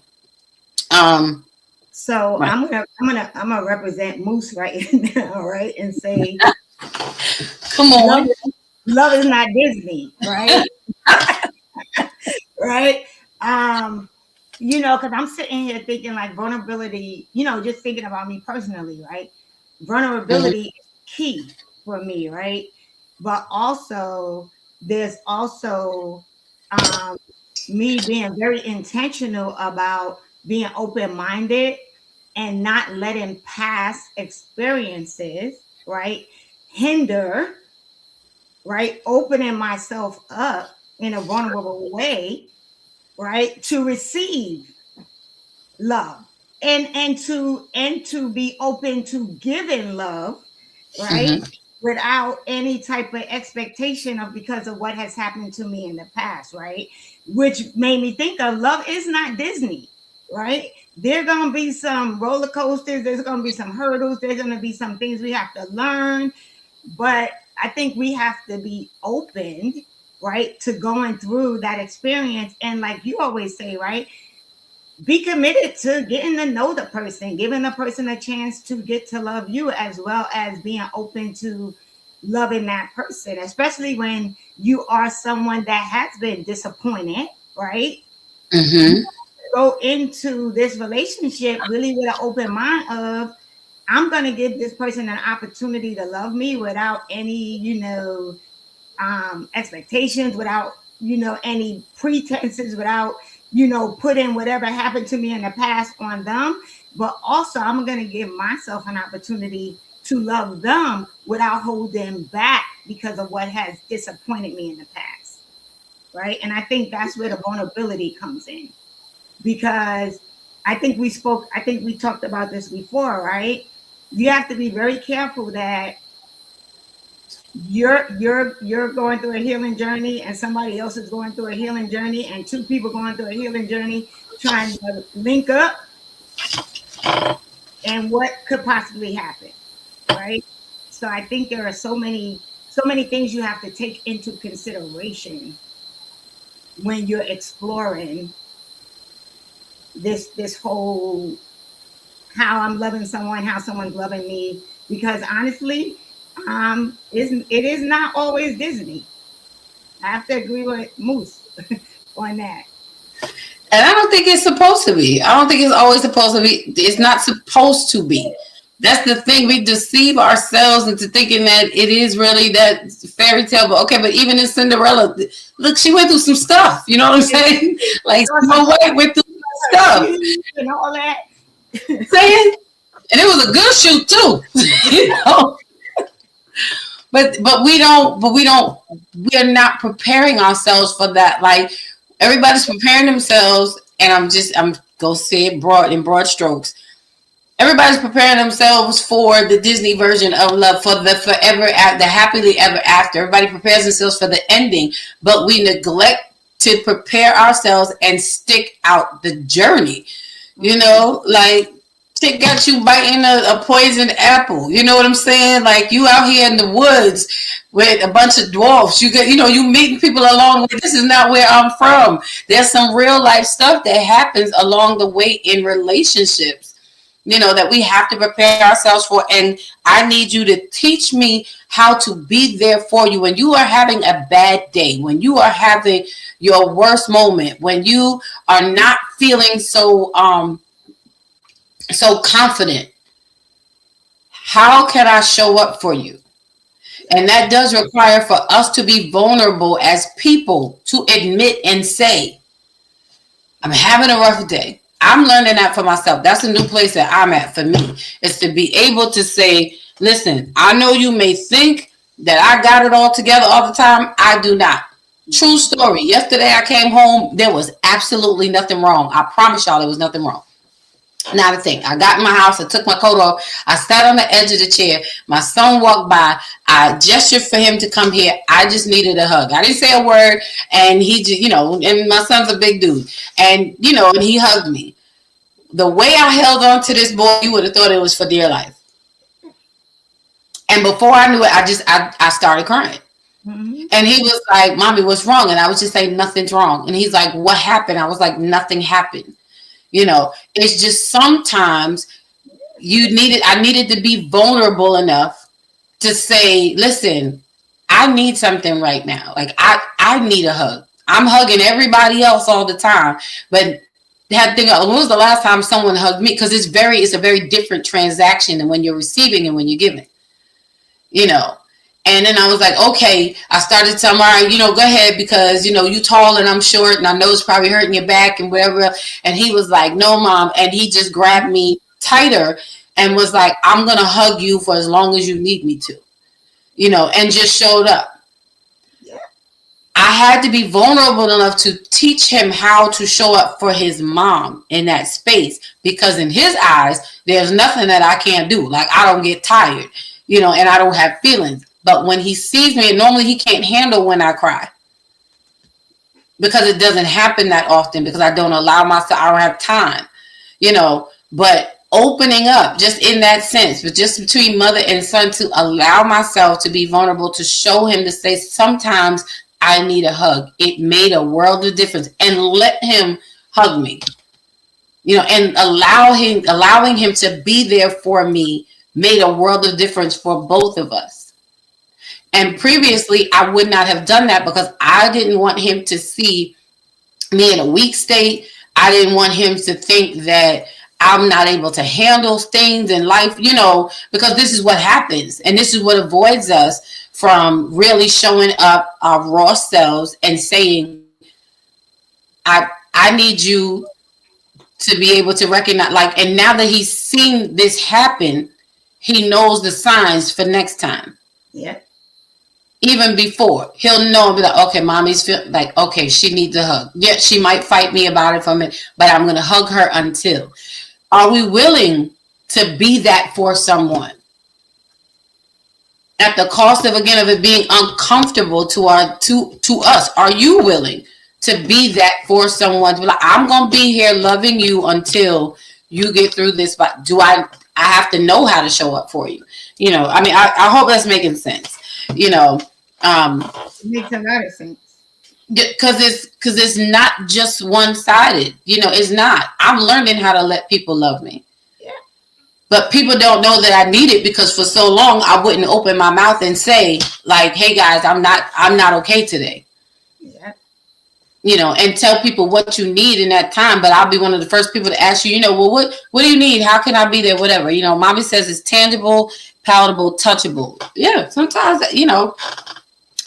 it's one of the most free. I think that was one of the most freeing parts of my healing journey, is when I literally started to say to people, I'm not good today. I don't have it to give you today, maybe tomorrow, but right now, I can't really, listen to your problems. I can't really give you much. It was huge, because I was like you. I was always the, how you doing? I'm good. What you need? Nothing. I'm okay. Right. And the minute I learned to be like, you know what? Nah, today is not a good day for me. Right. I'm just gonna be sitting here on the sidelines, or I just need some me time, or I'm not answering my phone. Right.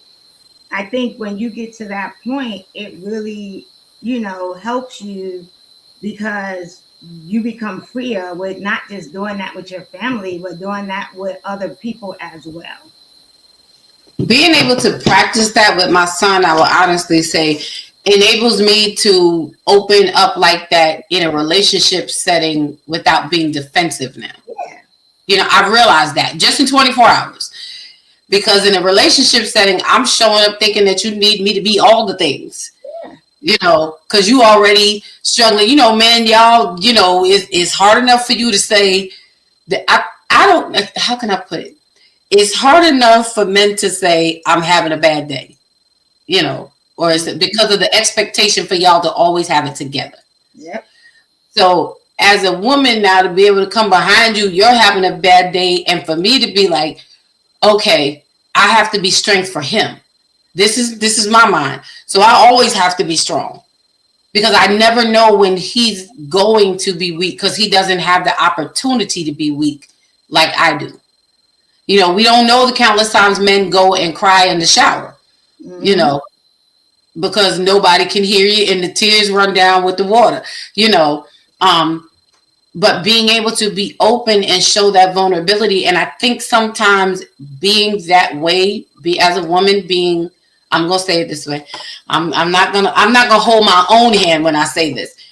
Being hard in that way with a man may make a man feel unneeded and unwanted. Yep. Is that true or false, fellas? Is that true? True. And I don't know if it's a cultural thing or a biological thing, but there's something in a man that in any man that I've ever met and know, there's something in us that requires us to be of service, and so we want to be needed. Mm-hmm. We want to do things that puts a smile on those who are in our care faces. We want to be protectors and providers. And so when you don't need us, that's a tough spot to be in. A real tough spot to be in. So let me ask this, okay, in that space, because then as women, we are protectors. One of the things that came to my mind was like movie 300. It's one of my favorite movies. The king, he protected everybody. And Eric, I want you to share too. He protected everybody. She protected him. She protected him so he could protect everybody. As a woman, sometimes knowing what you carry, knowing what you bear, knowing what you deal with, that the weight of the world is always on your shoulders. I don't want to add to that. Because for me, I start, and this could just be, it could just be me. I don't know. I'm just pretty sure there's other women out here that feel that way. I feel guilty. I don't know why. I don't know where that comes from. And I feel bad because then I start feeling like I'm adding to the weight of what's on you versus being a place to help get the weight off of you. So I'll keep it to myself, not realizing that that also shows up in that space of, like you're saying, giving the impression that I don't need you. And that's more damaging, I think, than me telling you, in addition to everything else that you're going on, I need you to. Does that make sense? Yeah, I think for me, I think that it's a thing where if I can, if my person says I need you to do something for me, and then I can do it in appreciation and love and the and to be treated like I've done what was needed to be done, Mm-hmm. could help me to focus enough to get the other stuff done. Because for a man with his woman, that's number one. That's the number one person. So I want to get that straight first, and then getting her straight give me mental clarity because I know, like, when I know you're not mad at me, I feel like you're on my side. Okay, now I can go take care of everything else. And if I need some strength, I can look back and say, hey, you know, babe, what you think about this? And it could be as simple as, hey, you got this. If anybody can do it, I know you can. The fact that you believe in me is that in that that's the that's the strength that motivates.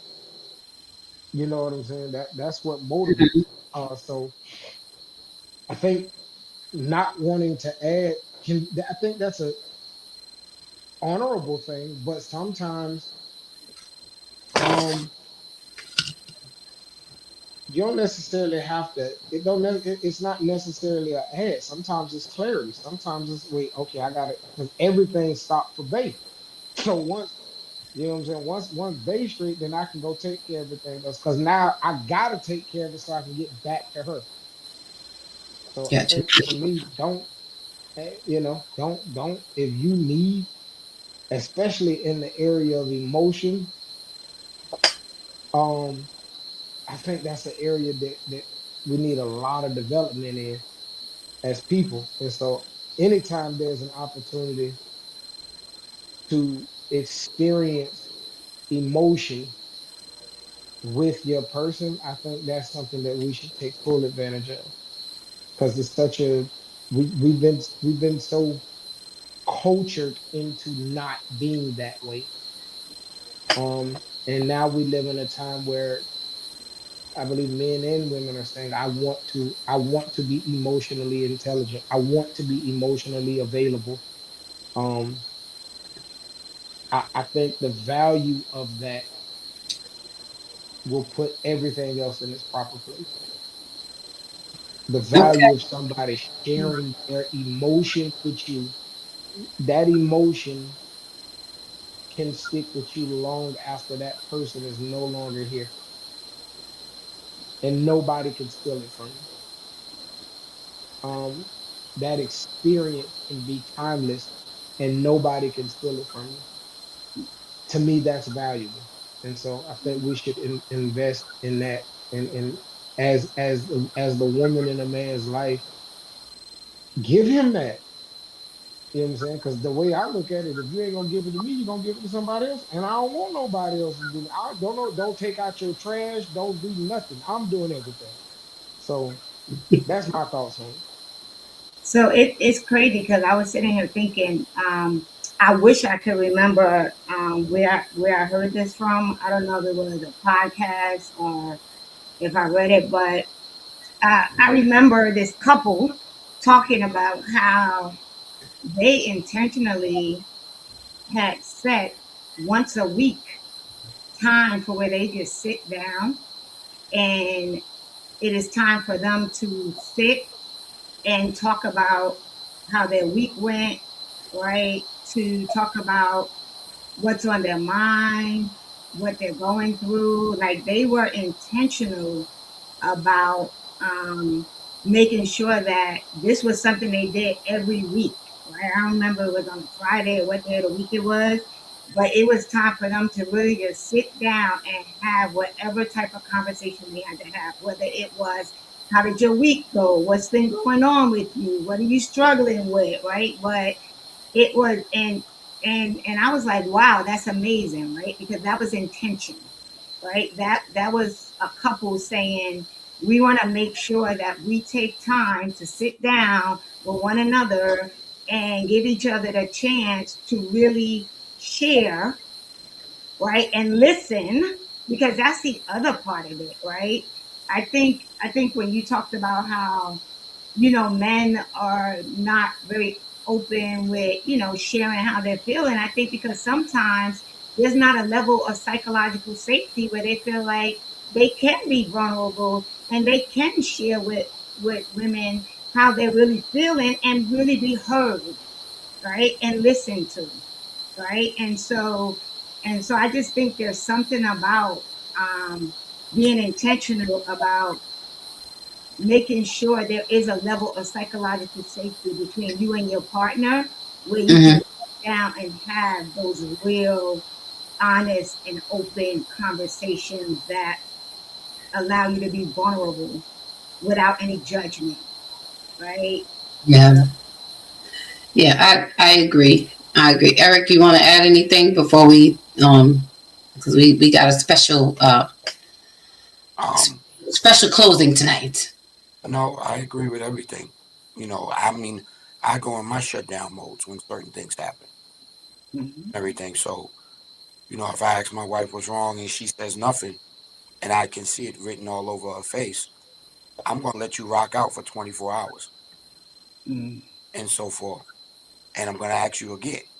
And if you say nothing, I don't want to hear nothing after that. That's just me. Because I asked you twice.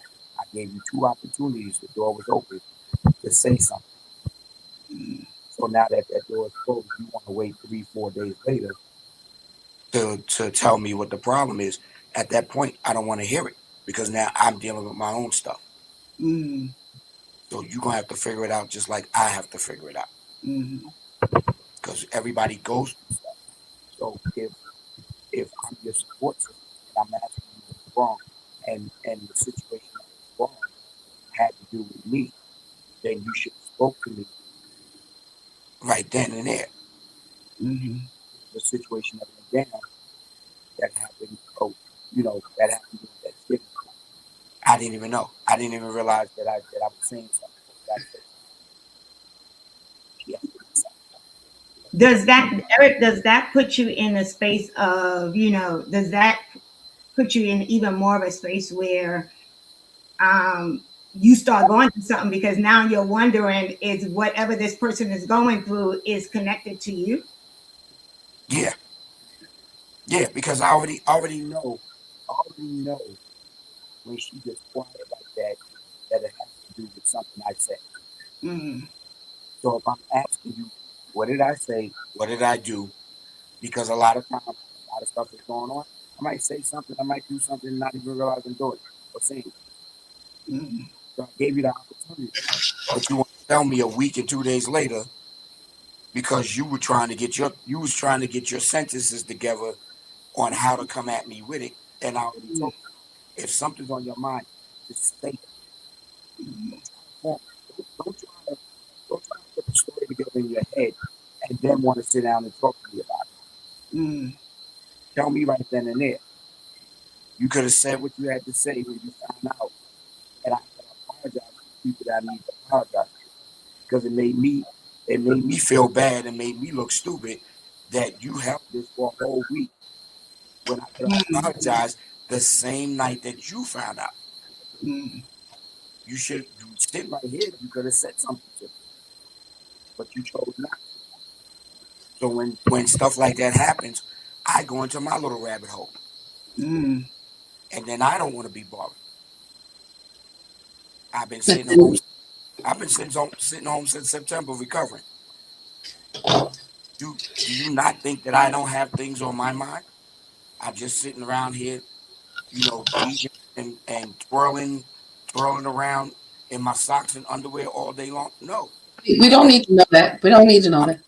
No, we do. That's his realness. We're listening Right. to his. We don't want to know his flaws. We don't even know. Okay, Justin's falling out of the screen. I'm sorry. I'm going back. No, but for me, it's interesting because now I'm thinking like, how do you get out of that, right? How do you get out of that to where you guys can just like kind of come back to this place of being able to talk it out? I come out of it and go on with life. That's the way I come out of it and just keep pushing. And so But that's not solving the thing. See, this is and I'm not picking. I'm just saying. No, right. It's not solving the issue. A lot of times, but this is what we do, and this is what happens because we do want to move forward, but it's how we're moving forward. Because then those moments, those unspoken, unresolved moments, end up building up and slowly simmer to frustration and resentment, and come out as anger at other times. But sometimes people need time to process. I am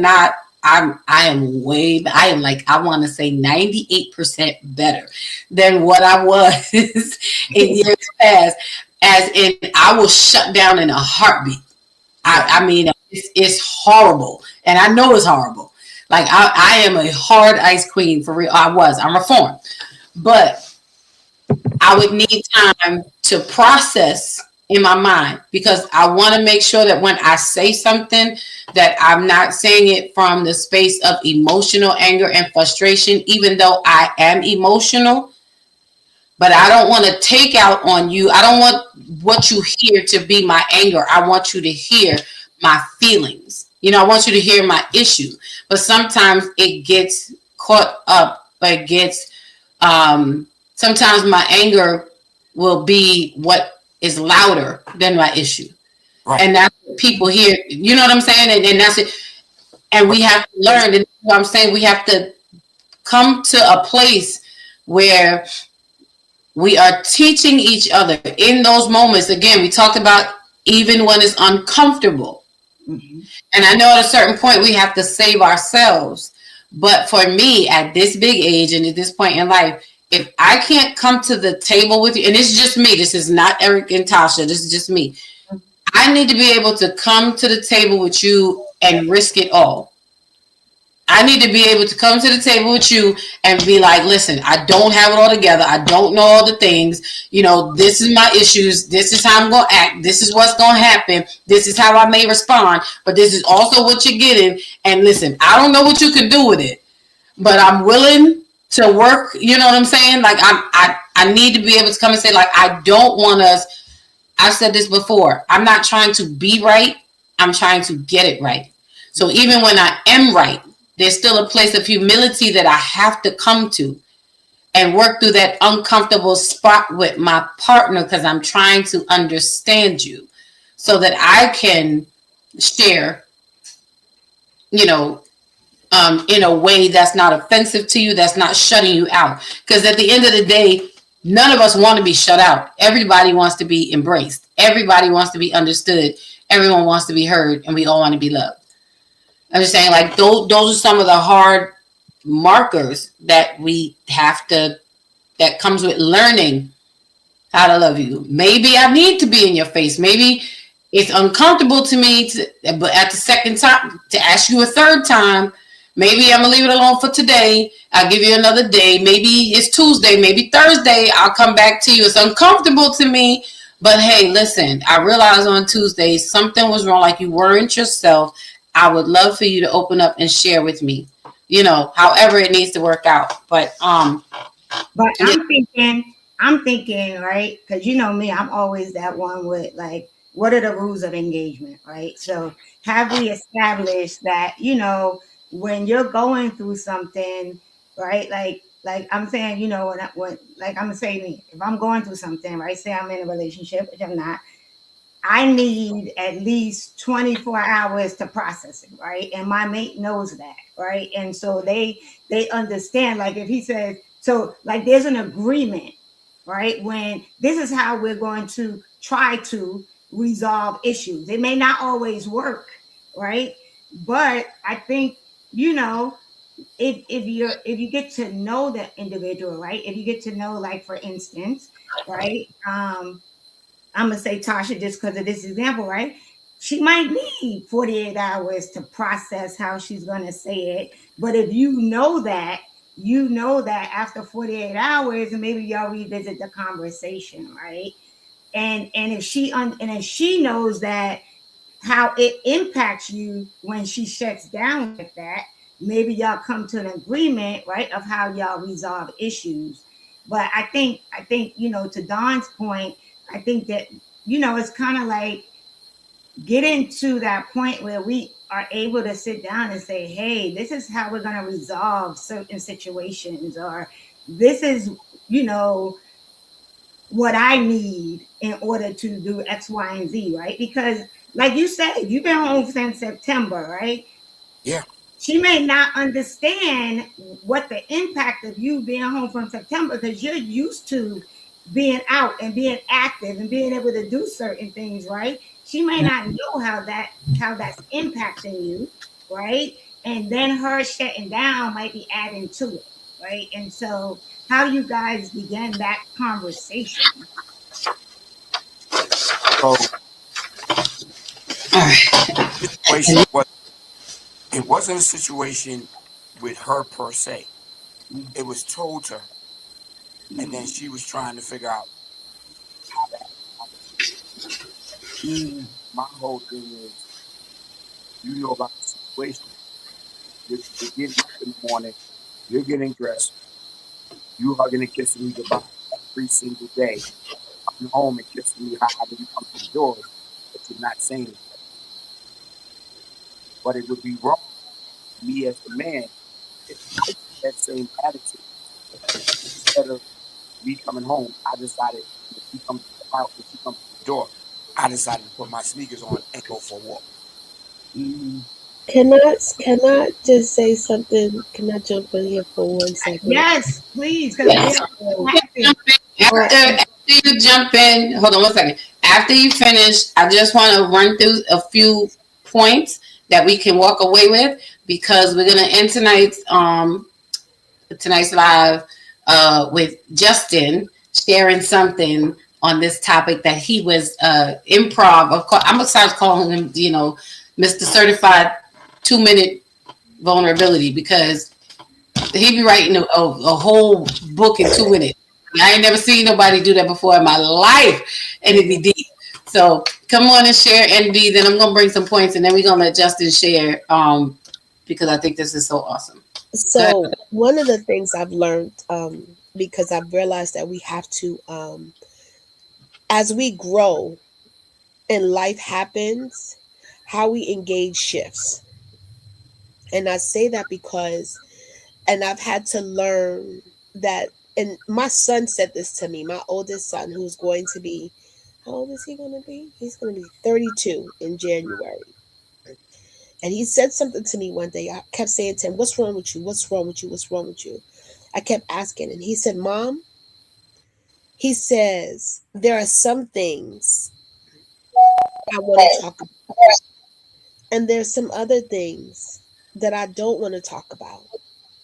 He says, if you keep asking me what's wrong, it kind of agitates me because I'm trying to process it myself. And he says, I'm a man and I need to figure this out first. He says, but when I need you, I'll call you. That was my son's perspective. Mm-hmm. The gentleman, and I've dated, but I've had to learn again that sometimes the greatest, for me, I am mindful of his feelings. And I don't know the scenario, but I'm a tap in for I'm trying not to tap in. So I'm trying to stay outside on the curb. Sometimes when life is happening and the sensitivity of a matter, we sometimes stand outside, not intentionally, not wanting to come in, but we change how we come in. When we used to come in all this way, we change how we want to come in another way. And it's not because we don't know how to talk. Sometimes we want to make sure that we're mindful how we engage, because the person that we're engaging with may be in a sensitive state. We love them and we want to be mindful how we engage so what we say is not misinterpreted and taken out of context. That doesn't mean that we don't care. That doesn't mean we don't want to talk, because I know with him, like I'll ask him something and he'd be like, I don't want to talk about it. Okay, I give him space. And one thing I learned is that love is patience and love is kind. And it may not be 48 hours that he may respond. It may not be for another week. Or something will happen that might be similar to what may have already happened, which gives me a doorway to enter in easily to have a conversation. And it may not just be him, it's just collectively with people. And we may want people to respond to us in a manner, but that may not be what they want at that moment. And I think the weight of what's happening, because life is happening all at the same time. And one thing we don't want to do is make somebody feel less than, or we don't want to engage in a situation because it's already sensitive on both parts. So I think that sometimes when we put a time frame on something, we kind of do a disservice for ourselves, because we're expecting something to happen in a time frame that's comfortable for us, but that might not be the time frame for someone else. That's true. It doesn't mean that they don't care. It doesn't mean that they don't engage. It just means that one it may not be it may not matter that much for me to even have the conversation, because I'm already assuming the worst of the situation. So I may say I'm just not going to deal with it. The other part of it is I know the sensitivity of it, and I don't feel like adding any more weight to a situation that's already heavy. So I'm going to allow some time. It doesn't mean that I'm not concerned. It doesn't mean that I don't care. That means that I'm sensitive enough to in this moment to what that this moment means more to me than what is going to attach to that moment and make it a whole something different than what it needs to be. This is just me from the outside. And maybe it's just not the time to have it on either side, or if at all.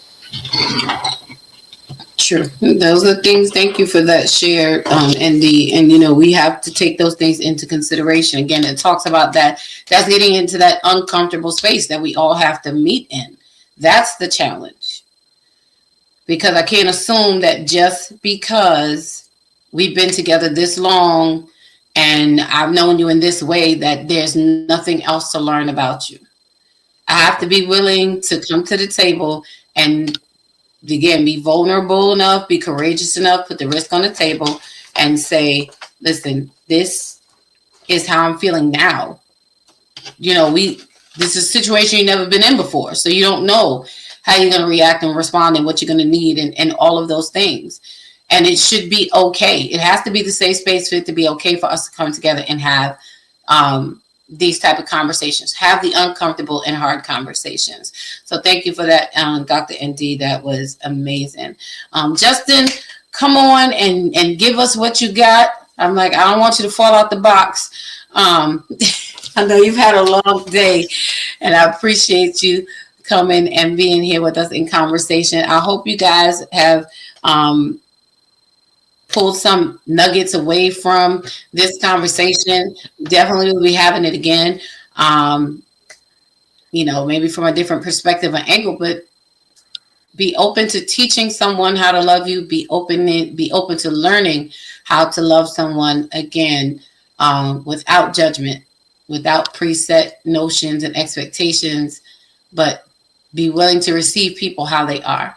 So Justin is going to share with us something that he wrote today, and I'll let him lead into it in his own way. So yeah, when my sister Lady Dawn sent us this subject, for whatever reason, as soon as I read it, what I am about to read came to mind. How it fits overall, I'll leave it up to you. But this is what came to my mind. The title of this piece is Ambiguity. Thank you for sticking with me. I know my worth, but we both know there's other stuff happening. Stuff that's made me run. Stuff I don't fully understand. But you still stay and try to. Stuff I can successfully hide, even from myself, but almost never from you. You see it. The suicidal thoughts behind the smile, the loneliness behind the laughter. You hear it. The noise behind the deafening silence, the anxiety attacks hidden inside the awkwardness. You reach into my chest and wipe the tears from my heart. You don't judge me when I'm juggling emotion. Even when I do, you never make me feel like I'm getting on your nerves. You repaired my circadian rhythm and brought balance back into a shaky world. The music of life you play is amazing, uplifting, calming, and steady. I know it isn't your responsibility or anyone to take my life on as your own. Why you choose to choose me daily says more about your heart than my worth. It's a gift I can't repay, and one it would take an eternity to fully appreciate. Your presence and your realness in my life comes second only to the Most High God. Your only limit, your only limit in my eyes is your humanity. I just wish you lived outside of my imagination.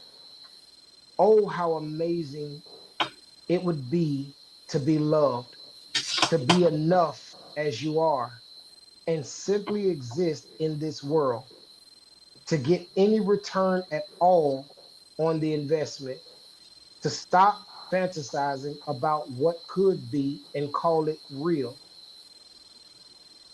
But reality looks me square in the eye and slaps me across the face with all its might, reminding me I don't get to tell it what to do. Hands still pressed on my cheek, I say thank you. Silly of me to think it possible of myself or myself worthy of such painfully unextraordinary things.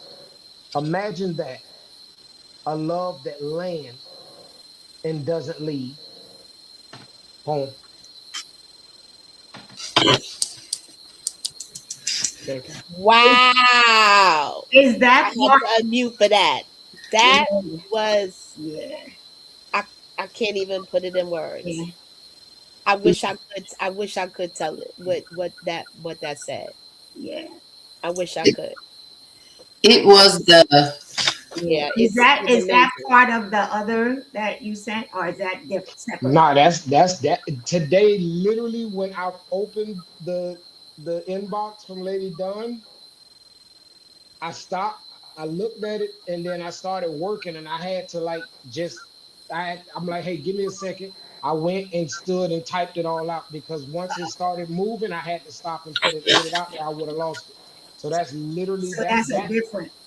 This is something totally different. The other stuff has got some time on it. This is probably less than 5 hours old, but That it was exactly what came to mind when I read that.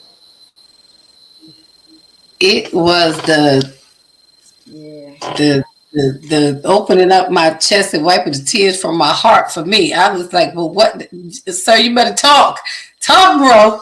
You know, I just like that just took me because I feel like that's what we have to learn how to do, because it's the key of taking care of somebody's heart. And especially, you know, with our men, we've all been through, like, our pain is not a pissing contest. It's not. We are not here to compare wounds.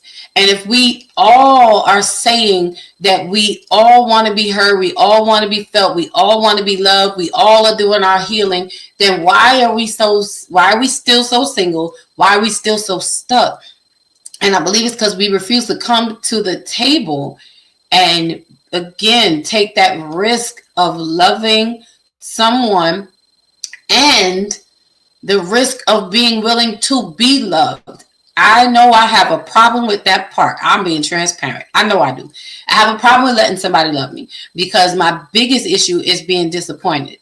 My second biggest issue is the day that comes where I'm no longer enough for you. And I'm being transparent. Those are my two struggles. That's my external struggle, which is the disappointment. And my internal struggle is the feeling of me being enough for you having an expiration date. Those are two things that I have to be able to come to the table and say, but it doesn't mean I haven't done enough work to re-enter love. How am I supposed to work those muscles out if I'm forever sitting on the sideline?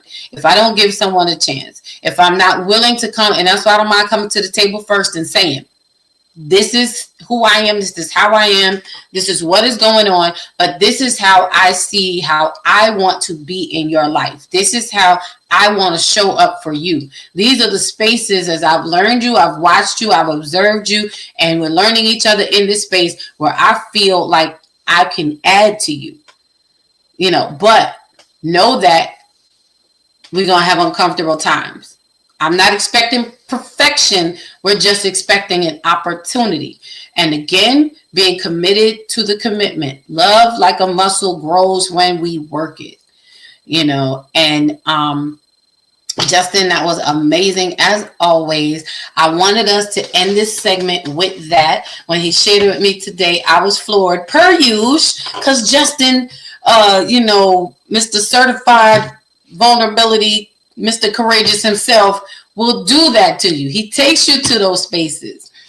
And I loved it because it spoke a lot of the things that I feel as a person. You know, a lot of the things that I desire as a person, you know, looking to be in relationship and being in relationship, whatever the status may be. And this is why I say the same things that we want are the same things we have to understand someone is waiting for us to give. Even though the execution of them will look different, we still have to understand that someone else is waiting to learn how to love us and wants to feel safe enough to teach us how to love them. So with that being said, I want to thank you guys for tuning in tonight, panel. As always, you guys, simply amazing, amazing, amazing. Indeed, I'm so glad to see you back, Doc. You know, whenever you're free, you know, you just come on up in the building. Coach Theo, you know, you are Bravo sweetheart doing what you do, always pausing to make us reflect and puts the emotion back into the reality of things. Justin, listen, sir, always causing us to dig deep, pulling it up from the root, giving it to us raw, no band-aid, no chaser. You put the salt in the wound, but it causes us to heal. You know, that's what happens. Eric, our philosopher, listen, sir, we appreciate you. You didn't give us no antidotes tonight, but you did give us enough to think about seriously, and we appreciate that. And of course, I am your Thursday night host, Lady Dawn B. It is a joy, a pleasure, and a privilege. I couldn't be who I am without y'all, could not do what I do without you, and I wouldn't want to do it any other way. So, as we ended tonight, I want to, next Thursday is Christmas. I will be here because somebody will be by themselves for the holidays, and so we may not be here long, but we definitely want to be here to continue to serve the community. Nothing particular to talk about, just being here to share some time with one another. Always remember, somebody somewhere is missing someone at their table. The holidays are not always great for everyone, but we can make them joyous when we are together. So we're going to show up, spend a little time together. And listen, some of us are going to be with our families and we don't want to be. So y'all might need a little break. Just come on over. We have some amazing, exciting things coming up for 2026. I hope y'all are looking forward to it. Panel, get ready. We got some changes coming. We got some merch coming. I'm telling you, it's going to be on and popping 1001%. So I want everyone to have a great night, have a great weekend, have a happy and joyous holiday. If we do not see you next week, enjoy your Christmas or whatever holiday season you're celebrating. Enjoy it. Pause and be in the moment. 2026 is upon us. You guys have a great night.